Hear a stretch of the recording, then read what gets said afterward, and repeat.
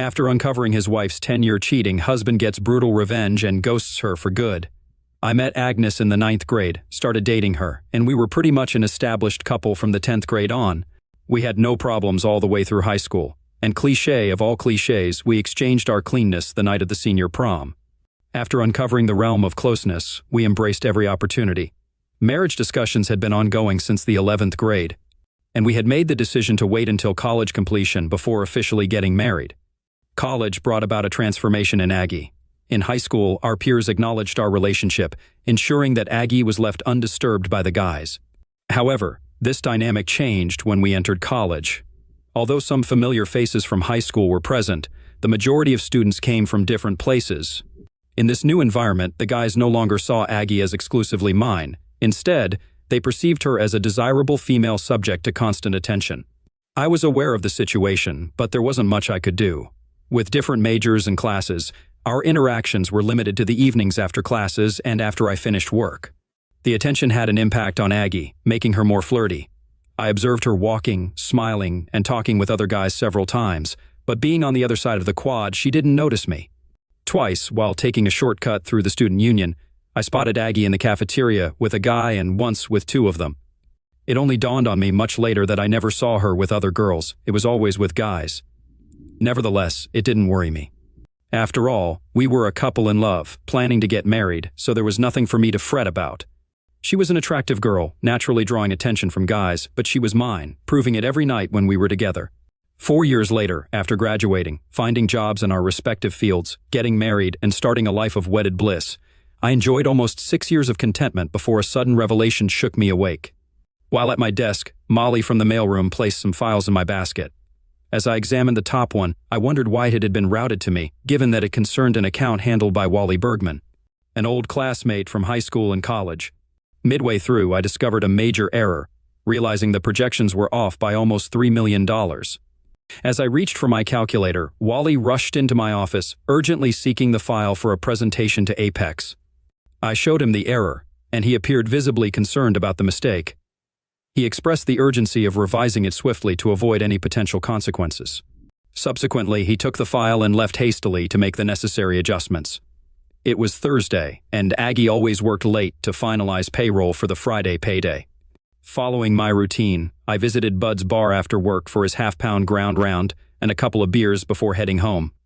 Completing my burger and starting my second beer, Wally entered, spotted me, and joined me in my booth. He ordered a beer from Sue and asked her to bring me the bill, mentioning it was a gesture of gratitude for helping him preserve his job earlier that day. I accepted without argument, considering it wasn't a substantial amount. We talked about work, covering various subjects, such as whether we had seen certain individuals or heard about recent events. Then Wally brought up a delicate matter. He expressed his view that I was a nice person and questioned why I tolerated Aggie's behavior. I was confused and told him I didn't understand what he meant. He persisted, asking why I allowed Aggie to behave the way she did. My puzzled response prompted him to realize that I was unaware of something significant. As he attempted to leave, I stopped him and insisted that he stay. I urged him not to leave after dropping such a bombshell. I asked him to sit back down and explain further. Wally complied, expressing his uncertainty and shock that I hadn't been aware of the situation for the past 10 years. When I asked him what he meant, he revealed that Aggie had a questionable reputation. I was too stunned to respond. Wally apologized, regretting that he had brought it up. However, I insisted that he continue and provide more details. He admitted to knowing about Aggie's behavior since high school and confessed his involvement with her. Shocked by this revelation, I insisted that he tell me everything from the beginning without leaving out any details. The unfolding story shocked me, not just the content, but the realization that it had been happening for over 10 years without my knowledge. 2 weeks after senior prom, Wally walked into his cousin George's house, finding George and Aggie together. They both saw him, and since neither objected, he dressed and waited his turn. They took turns until Aggie stopped and said she had to clean up before meeting me after my part-time job at Jessup's Market. Wally and George continued their encounters whenever I was at work. After George got serious with Melody Martin, Aggie was involved with Wally for a while. Then he found her with Mike Bella and Justin Walsh. Wally joined in. The three of them continued until she had to stop for our meeting. Wally shared her with several others, and she had participated in group encounters with more than a half-dozen guys. I recognized that we were friends, but we weren't exactly best friends, you know. Remember the age of 18 when hormones were raging? You and Aggie were somewhat steady, but I didn't believe your relationship was that serious. I mean, if it were, would she be involved with anyone who showed interest? College didn't change that pattern. In the first semester as a freshman, Aggie had classes Monday through Thursday and Tuesday through Friday with no classes on Wednesday. Her last class on weekdays ended at 2 or 1, I can't recall your schedule, but when you finished class, you went to work. When Aggie finished class, she headed to a bedroom somewhere. Wednesday turned into an all-day event. Throughout our school years, while class schedules varied, the constant was Aggie engaging after class until you finished work.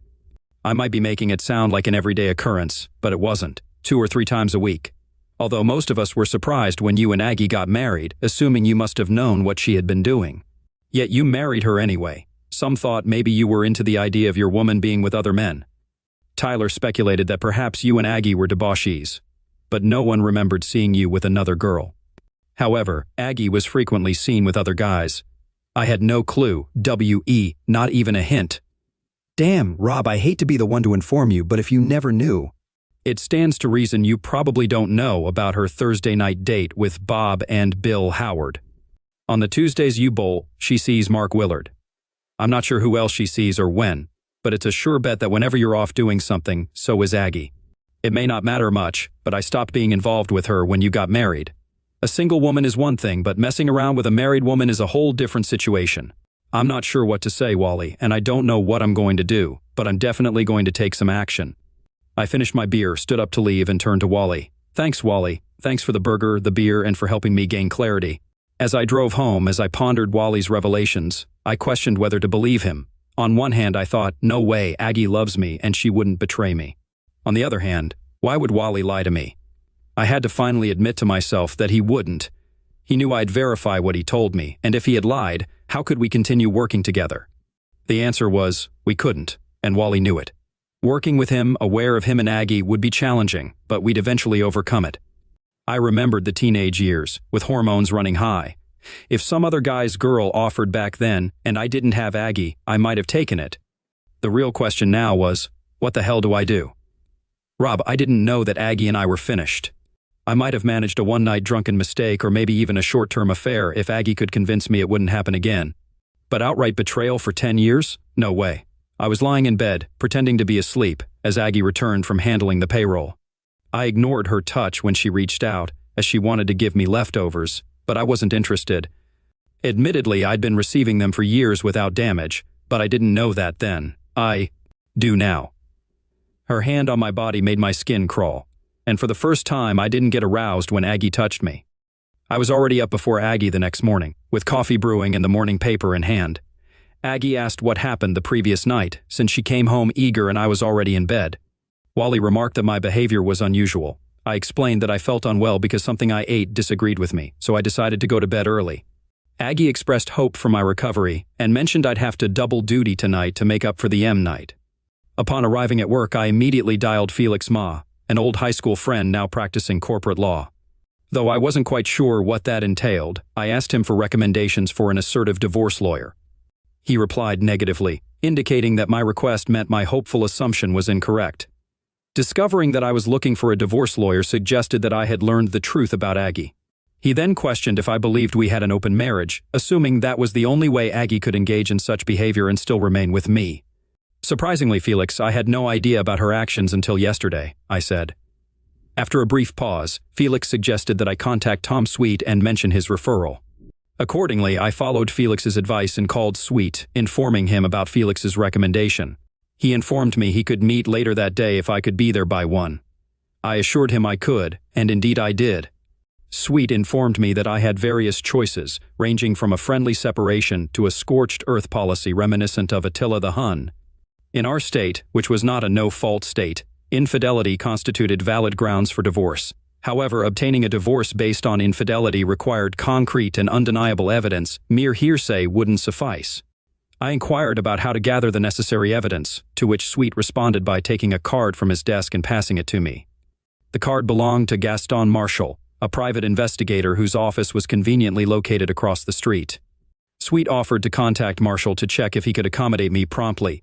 I requested him to proceed, expressing my desire to conclude the process as quickly as possible. I also instructed him to start the divorce paperwork, promising to provide the evidence once I obtained it. Sweet made the call, and within 10 minutes, Gaston Marshall outlined our course of action. Unfortunately, one of the requirements was for me to act completely natural around Aggie, avoiding any suspicion that I was aware of the impending divorce. As unpleasant as it may be, Marshall advised, maintain your routine without changes. If you usually engage in lovemaking activities 3 or 4 times a week, continue to do so, whether you typically initiate or not. Keep it up. Just remember, it's no longer about making love, it's about fulfilling a physical need. Don't do anything that might disrupt her routine. It's crucial for our plan that she remains unaware of any changes in your relationship. I returned to my office, summoned my courage, and called Aggie at work. It was our routine to dine out every Friday night and have breakfast every Sunday morning, so when I reached her on the phone, I suggested trochee for dinner, and she agreed. While I enjoyed my veal marsala and Aggie worked on her rigatoni, sipping white wine, Marshall Investigations employees were discreetly installing wireless cameras and listening devices in our house. Sipping my Merlot, I recalled Marshall's advice. It's natural to want to spot hidden cameras, but resist the urge. If she catches you, our efforts could be wasted. Also, force yourself to act natural in the bedroom, challenging unless you're a born exhibitionist. The system is sound and motion activated. You'll be on camera. Knowing some employees may see you, don't let it inhibit you. Although there's a switch to turn off the system at home, most forget to turn it back on when leaving. My advice? Leave the system alone and pretend you're a confident star at work. After dinner, while making a private video, I suggested drinks and maybe some dancing to Aggie. She declined, insisting we head home for me to make up for letting her down the previous night. On the way home, she slid over, unzipped my pants, and cautioned, "Drive carefully, sweetie. Don't hit anything that might make me bite off your meat." In my mind, what she was doing wasn't unique for me, but something she had done with 100 other men over the last 10 years. Despite my disgust with Aggie, human nature took over. A couple of minutes into the act, my body responded, wanting her to continue and bring me to completion. Soon after, I pulled into our driveway, and Aggie urged me to hurry up to the bedroom. I couldn't adhere to Marshall's advice. There was no way I could act natural, knowing I might be performing for an audience. Trying to appear natural while making love with Aggie was going to be a challenge. So I went to where I was told the switch would be and turned the system off, leaving my cell phone on the car seat. I knew it would remind me to reactivate the system when I saw it upon leaving the house. I don't know if it registered with Aggie, but that night, it wasn't making love, it was just going through the motions. Unfortunately, once wasn't enough, and I had to perform 2 more times before Aggie let me sleep. The next morning, dressed for my run, Aggie reminded me she wouldn't be home when I returned, attributing it to a lengthy hair appointment from 9 a.m. to 2 p.m. Aggie mentioned gossiping with other regulars and usually going to lunch with them. It could even be the truth, but after what I'd recently found out, I thought she probably met one of her extramarital partners, either before or after getting her hair done. On my way out, I switched the system back on. I doubted anything would happen during my run, but I needed to form the habit of ensuring the system was active when I wasn't home. The switch only deactivated the cameras. The listening devices and phone tap were always on. After my usual 5 miles, returning home, I went down into the basement and opened the cabinet above my workbench. It's where I told Marshall to place the recorders. 2 receivers were inside, one for listening devices and the phone tap, the other a DVD recorder receiving input from the wireless cameras. Confirming my suspicions, I heard a recorded conversation. "Hello, good morning. Are we still on for today?" "You bet." "The wife took the kids to the zoo, so we have until 6 tonight. You know I can't stay that long. I need to be home by 2. Any later, and it might get Rob to wondering. He's already questioned the fact that I don't get home until 2. Then skip the hair job and get over here so we can make it happen." "Yeah, sure. Then what do I tell Rob when he asks why I've been gone so long and my hair hasn't been done? I want more time with you too, baby. But we have to settle for what we can get." I recognized the man's voice. It was my cousin Lou. I was furious. When I went back upstairs, wondering how many other relatives she had been involved with, I managed to control my anger by the time Aggie returned from her hair appointment an hour later. I faked a fall down the basement stairs, telling Aggie I'd hurt my back, must have pulled a muscle or something. This conveniently excused me from making love with her for the next couple of days at least. On Monday, I phoned Aggie at work and informed her that I would be leaving town on Tuesday, returning by Friday, to take her out to dinner. Although there was no actual trip planned, I didn't view it as 3 wasted days. On average, I traveled once a month, and Aggie was consistently home during my nightly check and phone call. Since my calls occurred at irregular times, ranging from 7 to 10 p.m., I doubted she waited for them before going out. If she were cheating as I'd been led to believe, she might be doing it on our bed while I spoke to her.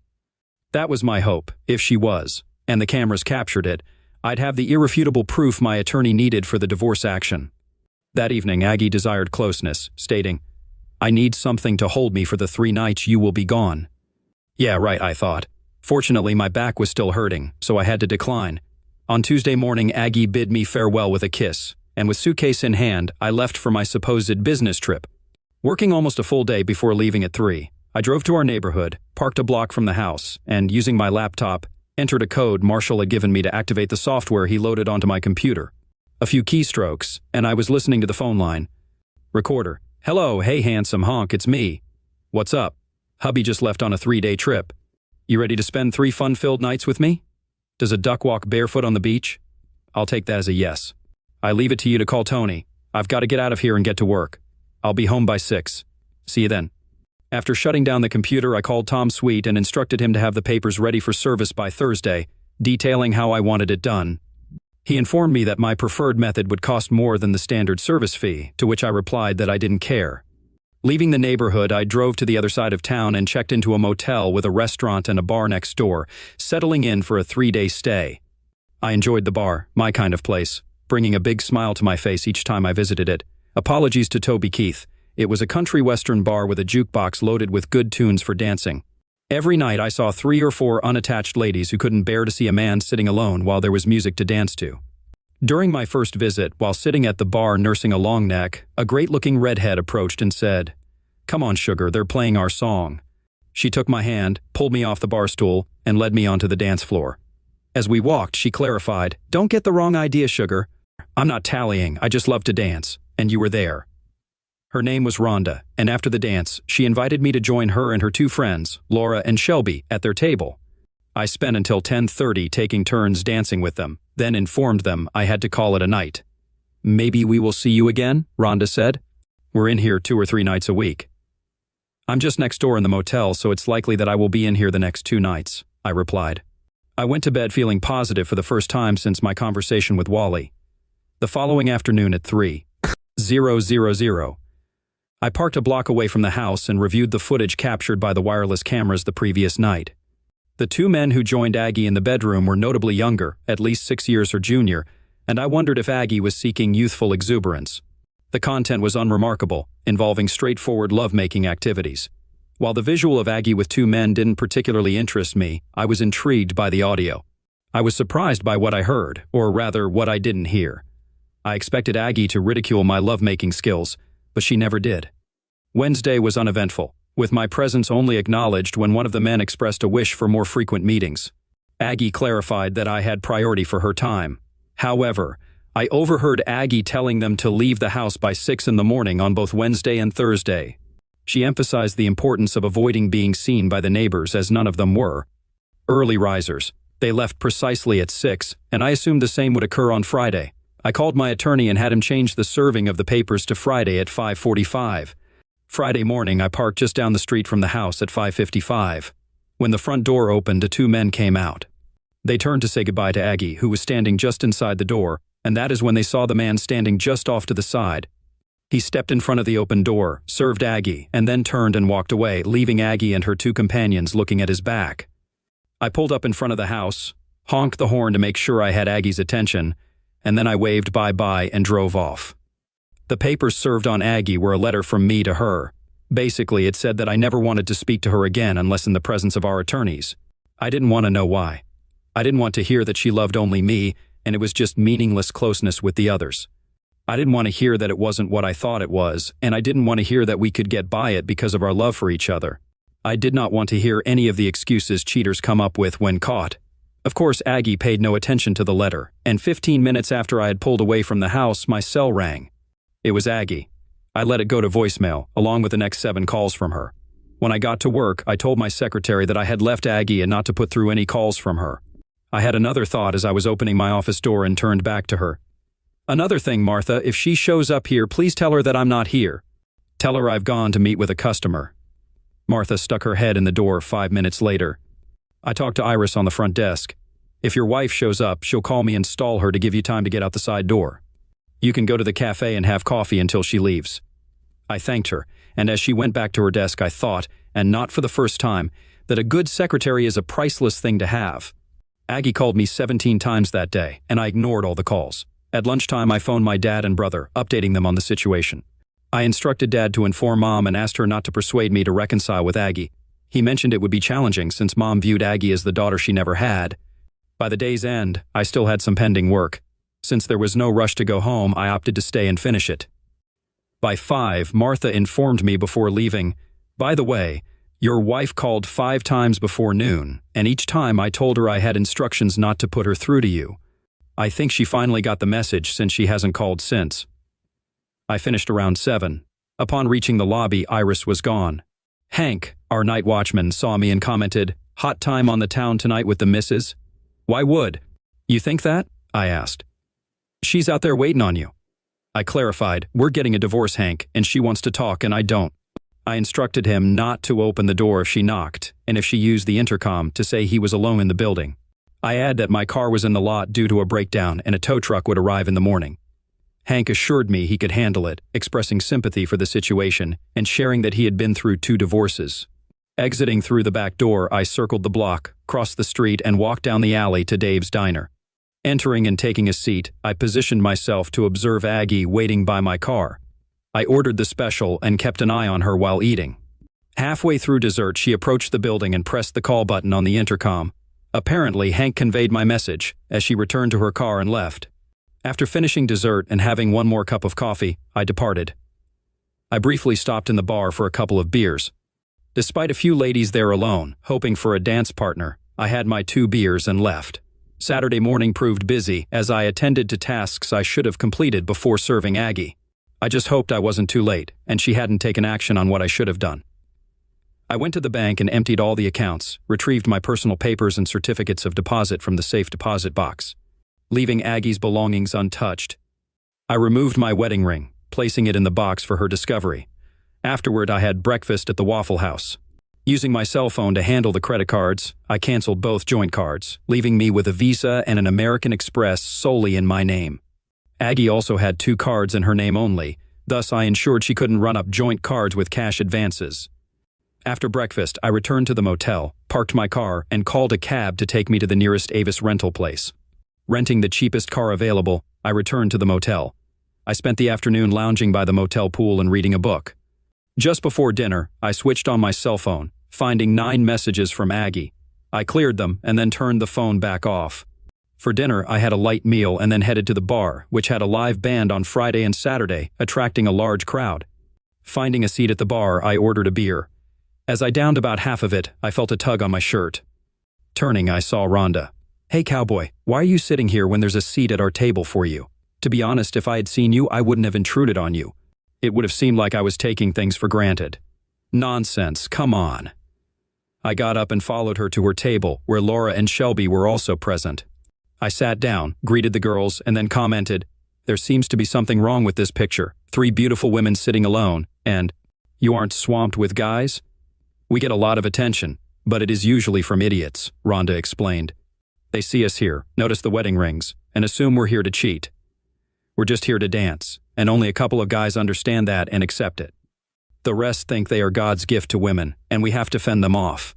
After the other night, we know that you are one of the good guys, and you have an open invitation to join us whenever you come in, and we are here.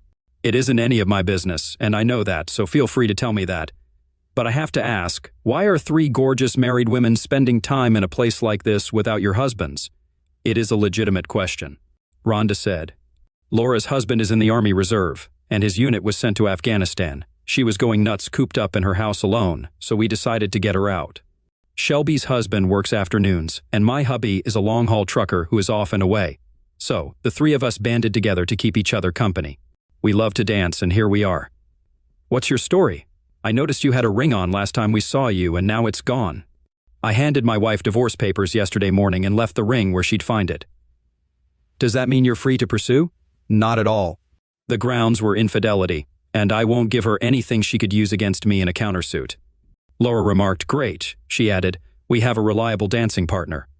The rest of the evening until closing, I danced with the three of them, occasionally sharing them with other guys. They agreed to meet on Sunday. I spent a quiet day by the pool with a book, and Monday I drove the rental car to work. I hoped Aggie wouldn't see my car, assuming I was out of town again, and would stay away. The week passed with 6 to 10 calls daily from Aggie, which I never answered. More than once, she called from unfamiliar numbers, but upon hearing her voice, I hung up. Each night after dinner, I stopped by the bar for a beer or two. Rhonda, Laura, and Shelby were there on Wednesday and Friday, so I joined them, dancing until 10 on Wednesday and until closing on Friday. I figured by Saturday, Aggie would realize I wasn't going to talk to her, so I turned in my rental and drove my car to work on Monday. A mistake. Monday, she was parked next to my car when I left the building. Spotting me, she got out and stood by my car's driver's side door. She mentioned that we needed to talk, but I didn't respond. As I approached the car, she moved to block the door, insisting that I let her explain. I pushed her aside, causing her to stumble but quickly regain her balance. I rolled down the window and informed her that she needed to read the letter accompanying the divorce papers. I asserted that I wouldn't engage in any conversation without my attorney present, and that any discussion would strictly concern the divorce. Aggie expressed her unwillingness to divorce and her continued love for me. I reiterated that our relationship was over and that she needed to accept it because I wouldn't change my mind. After rolling up the window, I drove away, leaving her behind. Aggie's refusal to accept my decision became apparent when I left work on Tuesday. 2 men approached my car and grabbed my arms. I recognized them as the individuals who had been with Aggie in our bedroom. One of them warned me not to resist, stating that Aggie wanted to talk, and since I was being difficult, they would take me to her by any means necessary. Though only a few years older, they must have thought I was soft due to my suit and briefcase. I figured I could handle them. They wouldn't expect an old guy to resist, so I could catch them off guard. Either way, the commotion would draw attention and their kidnapping plan would fail. But then I pondered, do I truly desire this? If Aggie was willing to go to such lengths just to reach me, what might she attempt next if I sent these two back to her battered and bruised? They nudged me into my car and I sat between them, a briefcase on my lap as they drove to the house. They escorted me inside, and Aggie instructed them to seat me in a chair and ensure I remained there. She turned to me and announced that we wouldn't be getting a divorce. As I attempted to rise from the chair, the 2 men pushed me back down and restrained me. One of them warned me to stay still. Aggie declared that we would remain married, but that there would be changes in our lifestyle due to her medical issue, which I had discovered. She expressed regret that I had found out about it, but insisted that I had to accept it now that I knew. She then confessed her love for me, asserting that she wouldn't let me go. She revealed that her medical issue was nymphomania, which she claimed she had suffered from since high school. Aggie attributed the onset of her condition to when I took her purity. I dismissed her statement, suggesting that there were medications available to address her condition. She acknowledged that such medications existed, but explained that she had tried them all and found them ineffective, as they made her feel sluggish and dull, likening the experience to being a zombie. Despite this, she admitted that she enjoyed being a nymphomaniac and emphasized her love for closeness, asserting that she hardly ever left me alone. She argued that her actions didn't damage me and that she spoiled me. Aggie reasoned that since I couldn't maintain arousal constantly, she needed to seek it elsewhere and assured me that she always returned to me because she loved me. She outlined her terms, explaining that she had drafted a post-nuptial agreement, allowing her to have as many lovers as necessary for her mental well-being. She proposed that I agree to leave the marriage with nothing if I later found the conditions unacceptable. In return, she asked what she would receive besides having a promiscuous wife. I responded by assuring her that she would continue to have the same loving wife she had been for the past 6 years. I reminded her that she had considered those years perfect, despite my actions, which were now causing an issue. I suggested that the only change was that my ego was now involved, as someone else was involved in something I had previously considered mine alone. I urged her to accept that our life would continue as it had for the last 6 years. Aggie emphasized that my inability to meet her physical needs didn't mean I wasn't man enough for her. She praised me as a fantastic lover who always left her completely satisfied. However, she acknowledged that I couldn't satisfy her as often as she needed. I addressed her by her full name, aware of her aversion to it, reluctantly agreeing to sign the agreement with a few amendments. I voiced my concerns about our lack of closeness and expressed my need for her presence in our bed. Despite my plea and reassurance of my love for her, she seemed unwavering in her stance. With a heavy heart, I accepted her offer to make the necessary changes, hoping it might salvage some of our crumbling relationship. As I attempted to rise from my chair, the two men accompanying her obstructed my path, leaving me feeling trapped and powerless. When I mentioned needing to use the bathroom, one of them callously suggested I relieve myself where I sat, citing Aggie's directive to keep me seated until further notice.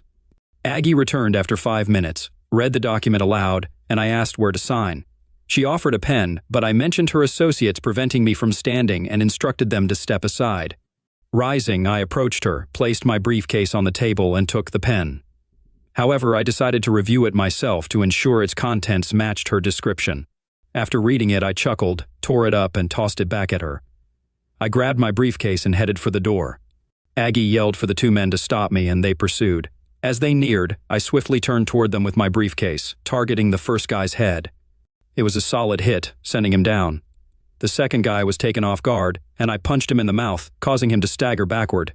Then I delivered a forceful kick to his groin and he collapsed. Understanding the need to keep them subdued in a 2-against-1 scenario, I continued to strike both of them. I alternated between kicking them in sensitive areas and striking their ribs and heads until Aggie screamed for me to stop or she'd shoot. Glancing at her, I noticed she was aiming a weapon at me. Defiantly, I challenged her to shoot. I retrieved my cell phone, dialed emergency, provided my name and address, and informed the operator of my wife's armed threat. The operator advised me to remain calm and not provoke her, assuring help was on the way. After ending the call, I sarcastically thanked Agnes, suggesting her incarceration would expedite our divorce. She criticized my actions as foolish.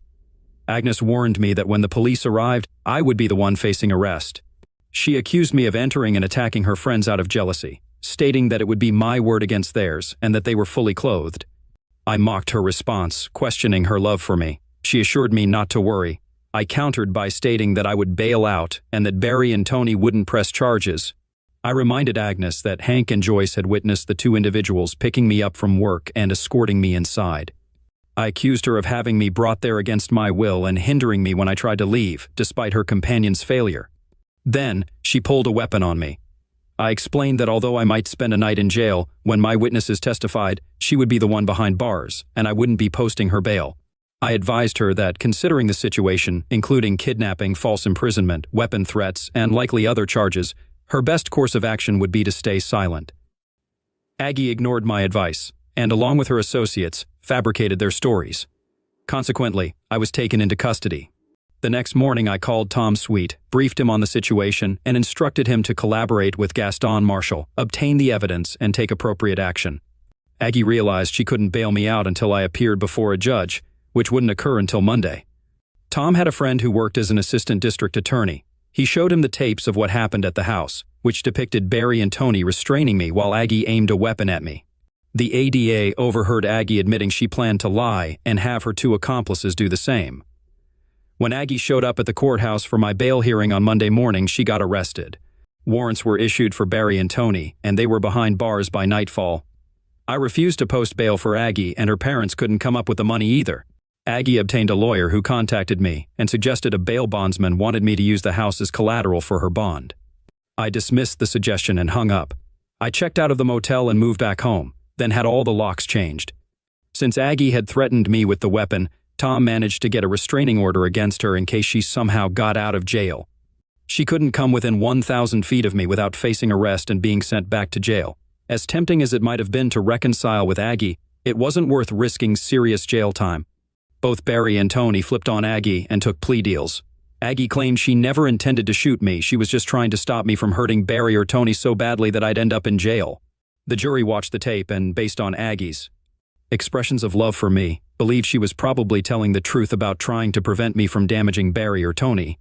They acquitted her of the felony menacing charge but found her guilty of unlawful restraint and filing a false police report, along with a few minor charges.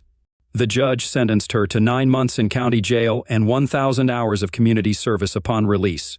While she was in jail, the divorce proceedings wrapped up smoothly. Aside from losing Aggie, I only forfeited 20% of the equity in the house. I transferred the money to her bank account and headed to the bar next to the motel where I'd been staying. Luck was on my side. Rhonda and Shelby were there, so I invited them to celebrate my newfound freedom with me. Laura wasn't around because her husband had returned from deployment and they were busy catching up. "Why celebrate with us?" Rhonda asked. "Well, I'm taking a wild guess here. I noticed Laura's wedding ring, and Shelby's too. But you, Rhonda, aren't wearing a ring, and I don't see any signs you ever wore one. So I'm guessing there's no long-haul trucker in your life. Plus, I've always had a thing for gorgeous redheads." Shelby chuckled and teased, "Girl, you're busted," as I pulled Rhonda onto the dance floor. To our amazing Cheating Tales Lab community, welcome. We appreciate you joining us for another story. We've prepared something special that we hope you'll enjoy. Let's begin this story. The chandeliers cast a warm glow across the Chicago Business Awards ballroom, their light reflecting off crystal glasses and polished cufflinks. Nicholas Knox adjusted his perfectly tailored Tom Ford suit, more comfortable in work boots and a hard hat than black tie attire. Still, he carried himself with the quiet confidence of a self-made man who'd built his construction empire from the ground up. "Mr. Knox," a young reporter from the Tribune approached, notepad ready. "Any comment on your wife's nomination?" "Allison's work speaks for itself," Nicholas replied with a measured smile, noting how the reporter's colleague whispered something and quickly averted his gaze. It was the third such odd interaction of the evening, but he dismissed it as pre-award jitters. At their assigned table, Nicholas found himself seated with Chicago's business elite. Richard Massey, founder of Massey Enterprises, offered a handshake that felt somehow apologetic. His son Thomas, the company's CEO, was conspicuously absent from his usual seat. "Quite the turnout," Richard commented, studying his wine glass. "Nicholas, perhaps we should." "Ladies and gentlemen," the MC's voice boomed through the speakers. "Please welcome our host for the evening, Senator Catherine Walsh." The senator took the stage, her political smile firmly in place. "Tonight, we celebrate excellence in Chicago's business community. Our next award recognizes a woman who has revolutionized corporate finance." Nicholas felt pride swell in his chest. 15 years of marriage, and Allison still amazed him. They'd started with nothing, him working construction sites while she pursued her MBA at night. Now his Knox Construction handled major projects across 3 states, while she'd risen to CFO at Massey Enterprises. The Businesswoman of the Year award goes to Allison Knox, Chief Financial Officer of Massey Enterprises. Applause erupted as Allison rose gracefully from her seat at the adjacent table. Not their assigned one, Nicholas noted with slight confusion. Her red designer dress caught the light as she ascended the stage, accepting the crystal trophy with practiced elegance. "Thank you, Senator Walsh." Allison's voice carried clearly through the ballroom. "This award represents years of dedication, not just mine, but the entire team at Massey Enterprises." Nicholas smiled, remembering late nights discussing strategy at their kitchen table. "But most importantly," Allison continued, her expression shifting subtly, "I want to thank my rock, my best supportive work husband of 15 years, Thomas Massey." The room fell silent. Nicholas felt his world tilt sideways as Thomas emerged from the wings, striding across the stage with triumphant confidence. "Honey, I couldn't do it without you." Allison purred into the microphone before Thomas pulled her into a passionate kiss. Nicholas moved without conscious thought, his footsteps echoing in the stunned silence as he approached the stage. "What the hell is all this?" The question cut through the tension like a blade. Allison pulled away from Thomas, her mask of sophistication dissolving into something ugly and foreign. "You're such a pathetic, weak husband, Nicholas." Her words dripped with contempt. "While you were playing with your little construction projects, Tommy and I built an empire. Face it, I make more money than you ever will." She turned on her heel, trophy in hand, leaving Nicholas standing alone in the spotlight. Thomas smirked, wrapping an arm around Allison's waist as they exited stage left. The ballroom erupted in whispers. Nicholas remained still, his expression carved from stone. Senator Walsh approached, concern evident on her face. "Mr. Knox, I had no idea." "Excuse me, Senator." His voice was quiet but firm. "I believe I've had enough entertainment for one evening." As he walked through the parting crowd, he caught fragments of conversation. Been going on for months. Everyone knew except him. Poor man, so humiliating.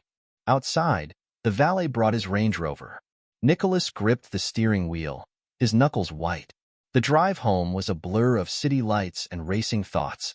Their brownstones sat dark and silent, mocking the life he thought they'd built. Morning brought clarity and fury. Nicholas's phone buzzed incessantly. Reporters, business associates, concerned friends. He ignored them all, focusing instead on his laptop screen. Their joint accounts, empty. Investment portfolios, transferred. Even their shared safety deposit box had been cleared out the previous week. His private office at Knox Construction offered no refuge. A stern-faced IRS agent waited with his assistant, Rhonda, who couldn't quite meet his eyes. "Mr. Knox, we're initiating an audit of your company's finances for the past 5 years." Nicholas accepted the documents without comment, noting Rhonda's nervous fidgeting. Before he could address it, his brother Jay burst in, looking harried. "Nick, Jesus, I've been trying to reach you all morning." Jay ran a hand through his disheveled hair. "Look, there's something you need to know." "That you knew?" Nicholas's voice remained eerily calm. "How long, Jay?" His brother collapsed into a chair. 6 months. "Nick, I wanted to tell you, but Allison, she threatened to revoke my contracting licenses. Said she'd make sure Knox Construction never worked with Massey Enterprises again. And that was enough to betray your own brother? She has dirt on everyone. Nick, the way she and Thomas operated, it wasn't just an affair. They've been planning this for years." Nicholas leaned back, studying his brother's face. "Tell me everything." The story unfolded like a cheap tabloid drama. Their mutual friend Renee McCall, the attorney who'd handled Nicholas's contracts for years, had been providing his beach house for Allison and Thomas's rendezvous. Jay's wife Judith, always so proud of her social connections, had helped Allison hide assets through her network of wealthy friends. Even Rhonda, Jay added quietly. Allison offered her a position at Massey Enterprises, executive assistant to the CFO. Nicholas pressed the intercom. "Rhonda, could you join us?" His assistant entered, clearly fighting tears. "Mr. Knox, I'm so sorry. I never meant." "Sit down, Rhonda." Nicholas's tone was neither kind nor cruel. "I want you to tell me exactly what information Allison asked for, and what she promised in return." An hour later, Nicholas sat alone in his office, processing everything he'd learned. The betrayal ran deeper than he'd imagined, spreading through his business and personal life like poison. His phone buzzed, a text from Thomas Massey. "Dinner at Gibson's, 8 p.m. Let's discuss this like businessmen." Nicholas smiled, but it didn't reach his eyes. Gibson's was where he'd first met Allison, back when she was a promising junior analyst, and he was bidding on his first major project. How fitting. The steakhouse hummed with expensive conversation and the clink of fine china. Nicholas arrived precisely at 8, dressed in a sharp charcoal suit that spoke of power rather than wealth. Thomas waited at the bar, nursing a scotch. "Knox." Thomas raised his glass in mock salute. "Glad you could make it. Wouldn't miss it." Nicholas ordered water, noting how it irked Thomas. "I assume Allison won't be joining us?" "She's meeting with the lawyers, drawing up a generous settlement offer." Thomas leaned forward, his perfect veneers gleaming. "Be smart, Knox. Take the deal. You're out of your league here." Nicholas allowed himself a small smile, one that made Thomas shift uncomfortably in his seat. "Interesting choice of words, Tommy. We'll see who's out of their league soon enough." He stood, leaving his water untouched. "Give Allison my congratulations on the award. She always did know how to put on a show." Later that night, Nicholas sat in his home office, surrounded by files and financial records. His phone rang. Dominic Daniels, the private investigator he'd hired that morning. "Mr. Knox? You're going to want to see this. I've got surveillance photos from Renee's beach house. Regular meetings, not just Thomas and Allison. Shell company executives, offshore banking representatives. Send everything to my secure email." Nicholas opened his laptop. "And Dominic? Keep digging." As dawn broke over Chicago's skyline, Nicholas Knox finally allowed himself to rest. The strategy was taking shape in his mind, clear as the architectural plans he'd built his company on. They thought him weak, a cuckolded husband too pathetic to fight back. They would learn otherwise. In his bedroom, he opened the safe hidden behind an abstract painting, one of Judith's overpriced recommendations. Inside lay documents he'd accumulated over years of business dealings, leverage he'd never thought he'd need. Photographs, bank statements, recorded conversations. Nicholas Knox had built his empire from nothing, understanding that in construction, the foundation matters more than the facade. While they'd been playing their game, he'd been building something too. Now it was time to watch their house of cards collapse. The morning sun glinted off Renee McCall's beach house windows as Dominic Daniels adjusted his telephoto lens. From his vantage point, he had a clear view of the weekly gathering: Thomas Massey's silver Mercedes, Allison's Range Rover, and 3 other luxury vehicles belonging to executives Nicholas Knox had identified as shell company operators. Dominic's phone buzzed. "What do you have for me?" "Mr. Knox, you'll want to see these photos." Dominic watched through his lens as Thomas handed thick envelopes to 2 men in expensive suits. "But there's something else. Been doing background on McCall's real estate dealings. Found some interesting connections to overseas accounts. Send everything to my office. And Dominic, make sure Mrs. McCall receives an anonymous package with select highlights." 3 days later, Naomi McCall stormed into her husband's downtown law office, throwing a manila envelope onto his desk. "Care to explain these, Renee?" The prominent attorney's face drained of color as photos spilled across his mahogany desk. Intimate gatherings at his beach house, financial documents showing questionable transactions, and evidence of his role in hiding Allison and Thomas's affair. "Naomi, I can explain. Save it for the SEC," she snapped, pulling more documents from her designer bag. "I've already spoken with them about your creative accounting at the marina development." Renee's carefully constructed world crumbled within hours. By evening, his partners had called an emergency meeting. By midnight, he was calling Nicholas Knox. "What do you want?" Renee's voice cracked with desperation. "I'll tell you everything about their operation." Nicholas's response came cold and clear through the speaker. "You had your chance to do the right thing. Now you get to watch everything burn. Knox, please. I can help you. Like you helped Allison and Thomas destroy my marriage. Goodbye, Renee. Give my regards to Idaho." The next morning, Chicago's business community buzzed with news of Renee McCall's sudden retirement and relocation. Thomas Massey paced his office, phone pressed to his ear. "What do you mean he's gone? He knows everything about the shell companies." He turned to find Allison in his doorway, her expression dark. "Knox is behind this," she said. "Time to show him what happens when he plays in the big leagues." The attack came from all directions. Anonymous complaints flooded the licensing board about Knox construction. OSHA inspectors appeared at every job site. Major clients received concern calls about project delays and safety violations.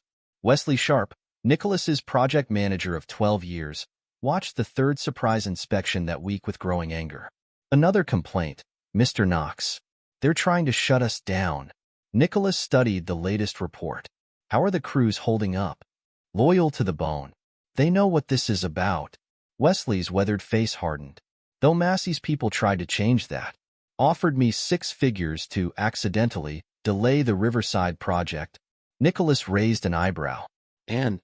Wesley pulled out his phone, playing a recorded conversation. Thomas Massey's voice filled the office. "Just one missed deadline, Mr. Sharp. Knox Construction loses its performance bond. We step in with Massey Development. Everyone wins." "Got it all on tape," Wesley said proudly. "Nobody breaks up this family." Across town, Judith Knox Harrison sipped champagne in her Gold Coast penthouse, plotting damage control. The socialite had built her reputation on managing delicate situations, but Nicholas's systematic dismantling of Renee McCall threatened everything. She arranged a dinner at Gibson's, choosing a private booth where Chicago's elite handled their most sensitive negotiations. Nicholas arrived exactly on time, impeccably dressed in a suit that probably cost more than the ones he used to wear. Success, Judith noted, suited her brother-in-law. "Be reasonable," she urged, studying his impassive expression. "Allison's offering a generous settlement. Think about the family." Nicholas took a measured sip of water. "Family? Like when you helped her hide assets through your art gallery connections?" "That was business." Speaking of business, Nicholas slid a folder across the table. "How's Edwin's gallery doing?" "Must be challenging, balancing all those international art purchases with Chicago's money laundering laws." Judith's perfectly manicured hand trembled as she opened the folder. Where did you get these? The same place I got proof of Jay's involvement in procurement fraud. Nicholas stood, adjusting his cuffs. You chose sides, Judith. Now you get to live with the consequences. The family dinner a week later felt like a wake. Jay Knox sat at his usual place, but his usual confidence had vanished. His largest clients had received detailed documentation of his kickback scheme that morning. How could you? Nicholas's voice cut through the tense silence. Not just the betrayal, but feeding information to Thomas while pretending to support me. Nick, please, save it. Nicholas placed a USB drive next to Jay's plate. That contains everything I have on your dealings. The authorities receive copies tomorrow unless you tell me everything you know about their operation. Every shell company, every hidden account. Jay's face crumpled. They'll destroy me. No, little brother. You did that yourself. The information Jay provided filled in the final pieces. Nicholas now had a complete picture of Thomas and Allison's elaborate financial scheme, and more importantly, their vulnerabilities. At his office, Nicholas reviewed the intelligence with Dominic. They're leveraged through shell companies, using stolen corporate funds to maintain the illusion of success. Like a house of cards, Dominic observed. Exactly. And we're about to pull out the bottom row. Thomas continued his campaign against Knox Construction, unaware of the trap closing around him. Each OSHA inspection found Nicholas's sites exceeding safety requirements. Every complaint backfired as clients witnessed Knox's professional handling of the harassment. Allison grew increasingly frustrated. Nothing works. His reputation is actually improving. Patience, darling. Thomas kissed her neck, not noticing her slight flinch. He'll break eventually. Everyone does. But Nicholas Knox didn't break. At charity galas and business functions, he appeared maddeningly unaffected by their public displays of affection. His company continued securing major contracts. Worse, his calm confidence seemed to be attracting supporters. Did you see the way the mayor's wife snubbed me? Allison complained after one event. And the Johnson account. They're considering switching their commercial development to Knox Construction. Thomas slammed his glass down. Then we'll have to hit harder. Call your contact at the Tribune. It's time for some creative journalism about Knox's business practices. But before they could launch their media attack, the ground shifted. Renee McCall's disgrace had created cracks in their foundation. Judith's art gallery faced a surprise audit. Jay Knox's clients were deserting him.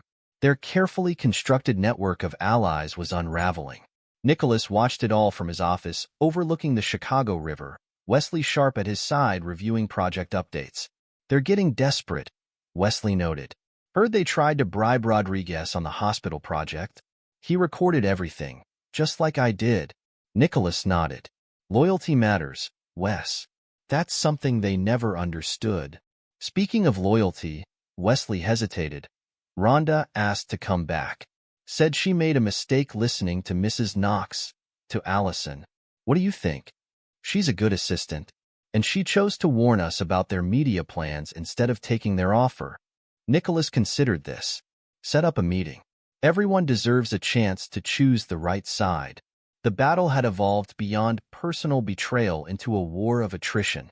Each week brought new attacks from Thomas and Allison, each one anticipated and deflected. Nicholas's countermoves were subtle but devastating. Key investors growing wary, banking relationships strained, whispers of regulatory scrutiny. He's playing a longer game than we thought, Thomas admitted during a late-night strategy session. Maybe we should consider a more aggressive settlement offer. Allison's laugh held an edge of hysteria. It's too late for that.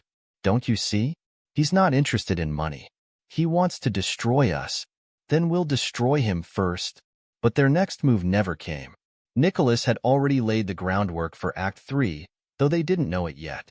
As Thomas prepared for his upcoming investor conference, Nicholas's team was quietly acquiring debt from their shell companies through untraceable entities. The stage was set for the final act. Nicholas sat in his office, reviewing the evidence one last time. Photos from Renee's beach house. Banking records from Judith's gallery. Jay's procurement documents. Recordings from Wesley and other loyal employees. All the pieces assembled into a devastating picture of corporate fraud and personal betrayal. His phone buzzed, Dominic with one last update. They're planning something big for the investor conference. Want me to intervene? No. Nicholas smiled. Let them make their move. Everything's ready on our end? All set. Just waiting for your signal. Nicholas ended the call, walking to his window to watch the sunset paint Chicago's skyline in shades of gold and blood red. Tomorrow would change everything. But tonight, he allowed himself a moment to appreciate the poetry of it all. They thought they were destroying him. Instead, they'd given him the weapon of his revenge, their own arrogance. The marble lobby of Chicago's financial district tower buzzed with anticipation. Investors and media gathered for Massey Enterprises' annual conference, where Thomas Massey would present their latest projections. Security guards checked credentials while Thomas rehearsed his speech in the executive suite above. The numbers look perfect, Allison assured him, adjusting his tie. Stop fidgeting. Knox has been too quiet lately. Thomas shrugged off her hands. It makes me nervous. He's finished. The OSHA investigations, the licensing complaints. He's probably drowning in legal fees. Neither noticed the discreet movement of suited figures through the building's secondary entrances, or the methodical way Nicholas's legal team positioned themselves in predetermined locations. In his downtown office, Nicholas reviewed final preparations with Dominic Daniels. Months of investigation had revealed the full scope of Thomas and Allison's scheme. Shell companies layered within shell companies, corporate funds siphoned through offshore accounts, all hidden behind a facade of legitimate business. Confirmation from our Hong Kong contact, Dominic reported. The last debt purchase is complete. We now control financial obligations for all their major shell companies. Nicholas nodded. And the SEC? Ready to move on your signal. FBI too. Then it's time. Nicholas stood, straightening his jacket. Let's go watch the show. The conference room filled quickly. Thomas took the stage to enthusiastic applause, his trademark confidence on full display. Behind him, presentation slides showed aggressive growth projections and ambitious expansion plans. Ladies and gentlemen, Thomas began, Massey Enterprises stands at the threshold of our most successful year yet. Our innovative financing strategies. A subtle ripple of movement caught his attention. Men in dark suits were quietly entering through all three doors. In the back row, Nicholas Knox sat down, opened his laptop, and pressed a single key. Across Chicago, servers hummed as pre-programmed legal filings activated. Claims against every shell company in Thomas and Allison's network hit the system simultaneously. Emergency alerts began flooding investors' phones. Thomas faltered mid-sentence as his own phone buzzed. Then others started ringing throughout the room. The carefully orchestrated presentation dissolved into confused murmuring. If I could have everyone's attention, Nicholas's voice cut through the chaos. He stood, his calm demeanor a stark contrast to the growing panic. You might want to see the real numbers behind those projections. The main screen switched to a detailed flowchart of shell companies, highlighted paths showing how corporate funds had been systematically looted. Supporting documentation appeared, bank transfers, forged authorizations, offshore account details. This is outrageous. Thomas sputtered. Security. Remove him? I wouldn't. Nicholas replied evenly. The FBI agents by the doors might object. As if on cue, the suits revealed their badges. Thomas's face drained of color. You'll also find, Nicholas continued, addressing the shocked investors, that all outstanding debts for these shell companies have been acquired by Knox Holdings. As the primary creditor, I'm calling them due. Immediately, the room erupted. Thomas lunged for the podium microphone, but his own security chief stepped in his way. Sir, the guard said quietly, I've been instructed to escort you to the federal agents. Across town, Allison arrived at her office to find FBI agents boxing files. Her executive assistant watched wide-eyed as they methodically documented everything. What is the meaning of this? Allison demanded, reaching for her phone. I wouldn't bother trying the emergency accounts. Nicholas's voice came from her office doorway. They've been frozen. Legal says hello, by the way. Allison's perfectly composed facade cracked. You can't do this. I built this company. No. Nicholas cut her off. You stole from this company. There's a difference. Ask your friend Renee McCall. Oh wait, He's practicing law in Idaho now. She lunged for her computer, but an FBI agent was already disconnecting it. This is harassment. Also, with what money? Nicholas examined his cufflinks. Your personal accounts are frozen too. Even the ones Judith helped you hide through the art gallery. Speaking of which, how is my dear sister-in-law enjoying her husband's divorce filing? Allison's knees buckled. She grabbed her desk for support, designer heels unsteady on the marble floor. How did you figure it all out? You might ask Jay, but he's a bit busy with his own legal troubles right now. Nicholas's smile held no warmth. Family loyalty is such a fragile thing, isn't it? The emergency board meeting that afternoon felt more like a funeral. Thomas and Allison faced hostile investors across the mahogany conference table while Nicholas sat quietly in the back, watching his trap close completely. These allegations are ridiculous, Thomas insisted. Our books are clean. Then explain these. A major shareholder threw down a stack of documents. Shell companies? Offshore accounts? My God. You were even stealing from the pension fund. It's not stealing, Allison interjected. We were reinvesting. Through your private accounts? Another investor stood, face red with fury. I've seen the transfers. If I may, Nicholas spoke for the first time. Perhaps Mrs. Knox would like to explain these recordings? The room fell silent as Allison's voice filled the air, giving explicit instructions to move corporate funds through various shell companies. Each recording was time-stamped, documented, damning. That's taken out of context, she snarled. Really? Nicholas raised an eyebrow. Should we ask your assistant? The one you tried to bribe? Or perhaps Mr. Sharp from my company, who recorded your husband's attempted sabotage? Thomas slumped in his chair, the reality of their situation finally sinking in.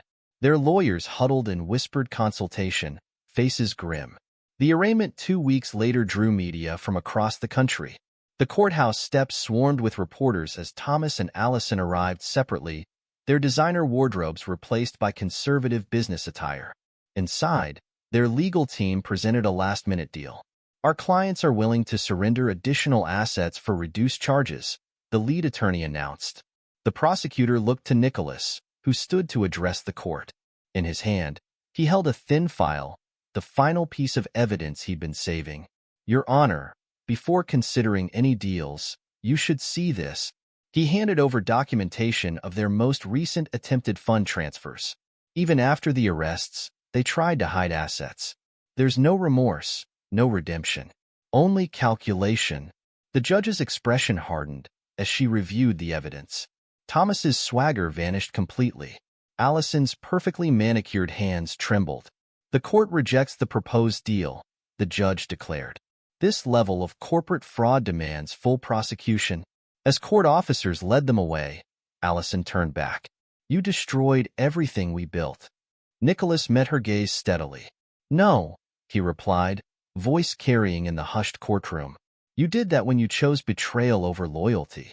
I just made sure everyone saw who you really are. The media circus eventually died down. Chicago's business community gradually recovered from the scandal, though certain names remained toxic in boardrooms across the city. Nicholas's construction company expanded, absorbing several of Thomas's failed investments at fire sale prices. Wesley Sharp, promoted to senior management, oversaw the integration of new projects with loyal efficiency. Renee McCall's law license found a new home in Idaho, his Chicago connections worthless in a small-town practice. Judith's husband filed for divorce after the art gallery scandal, her carefully cultivated social position crumbling like a house of cards.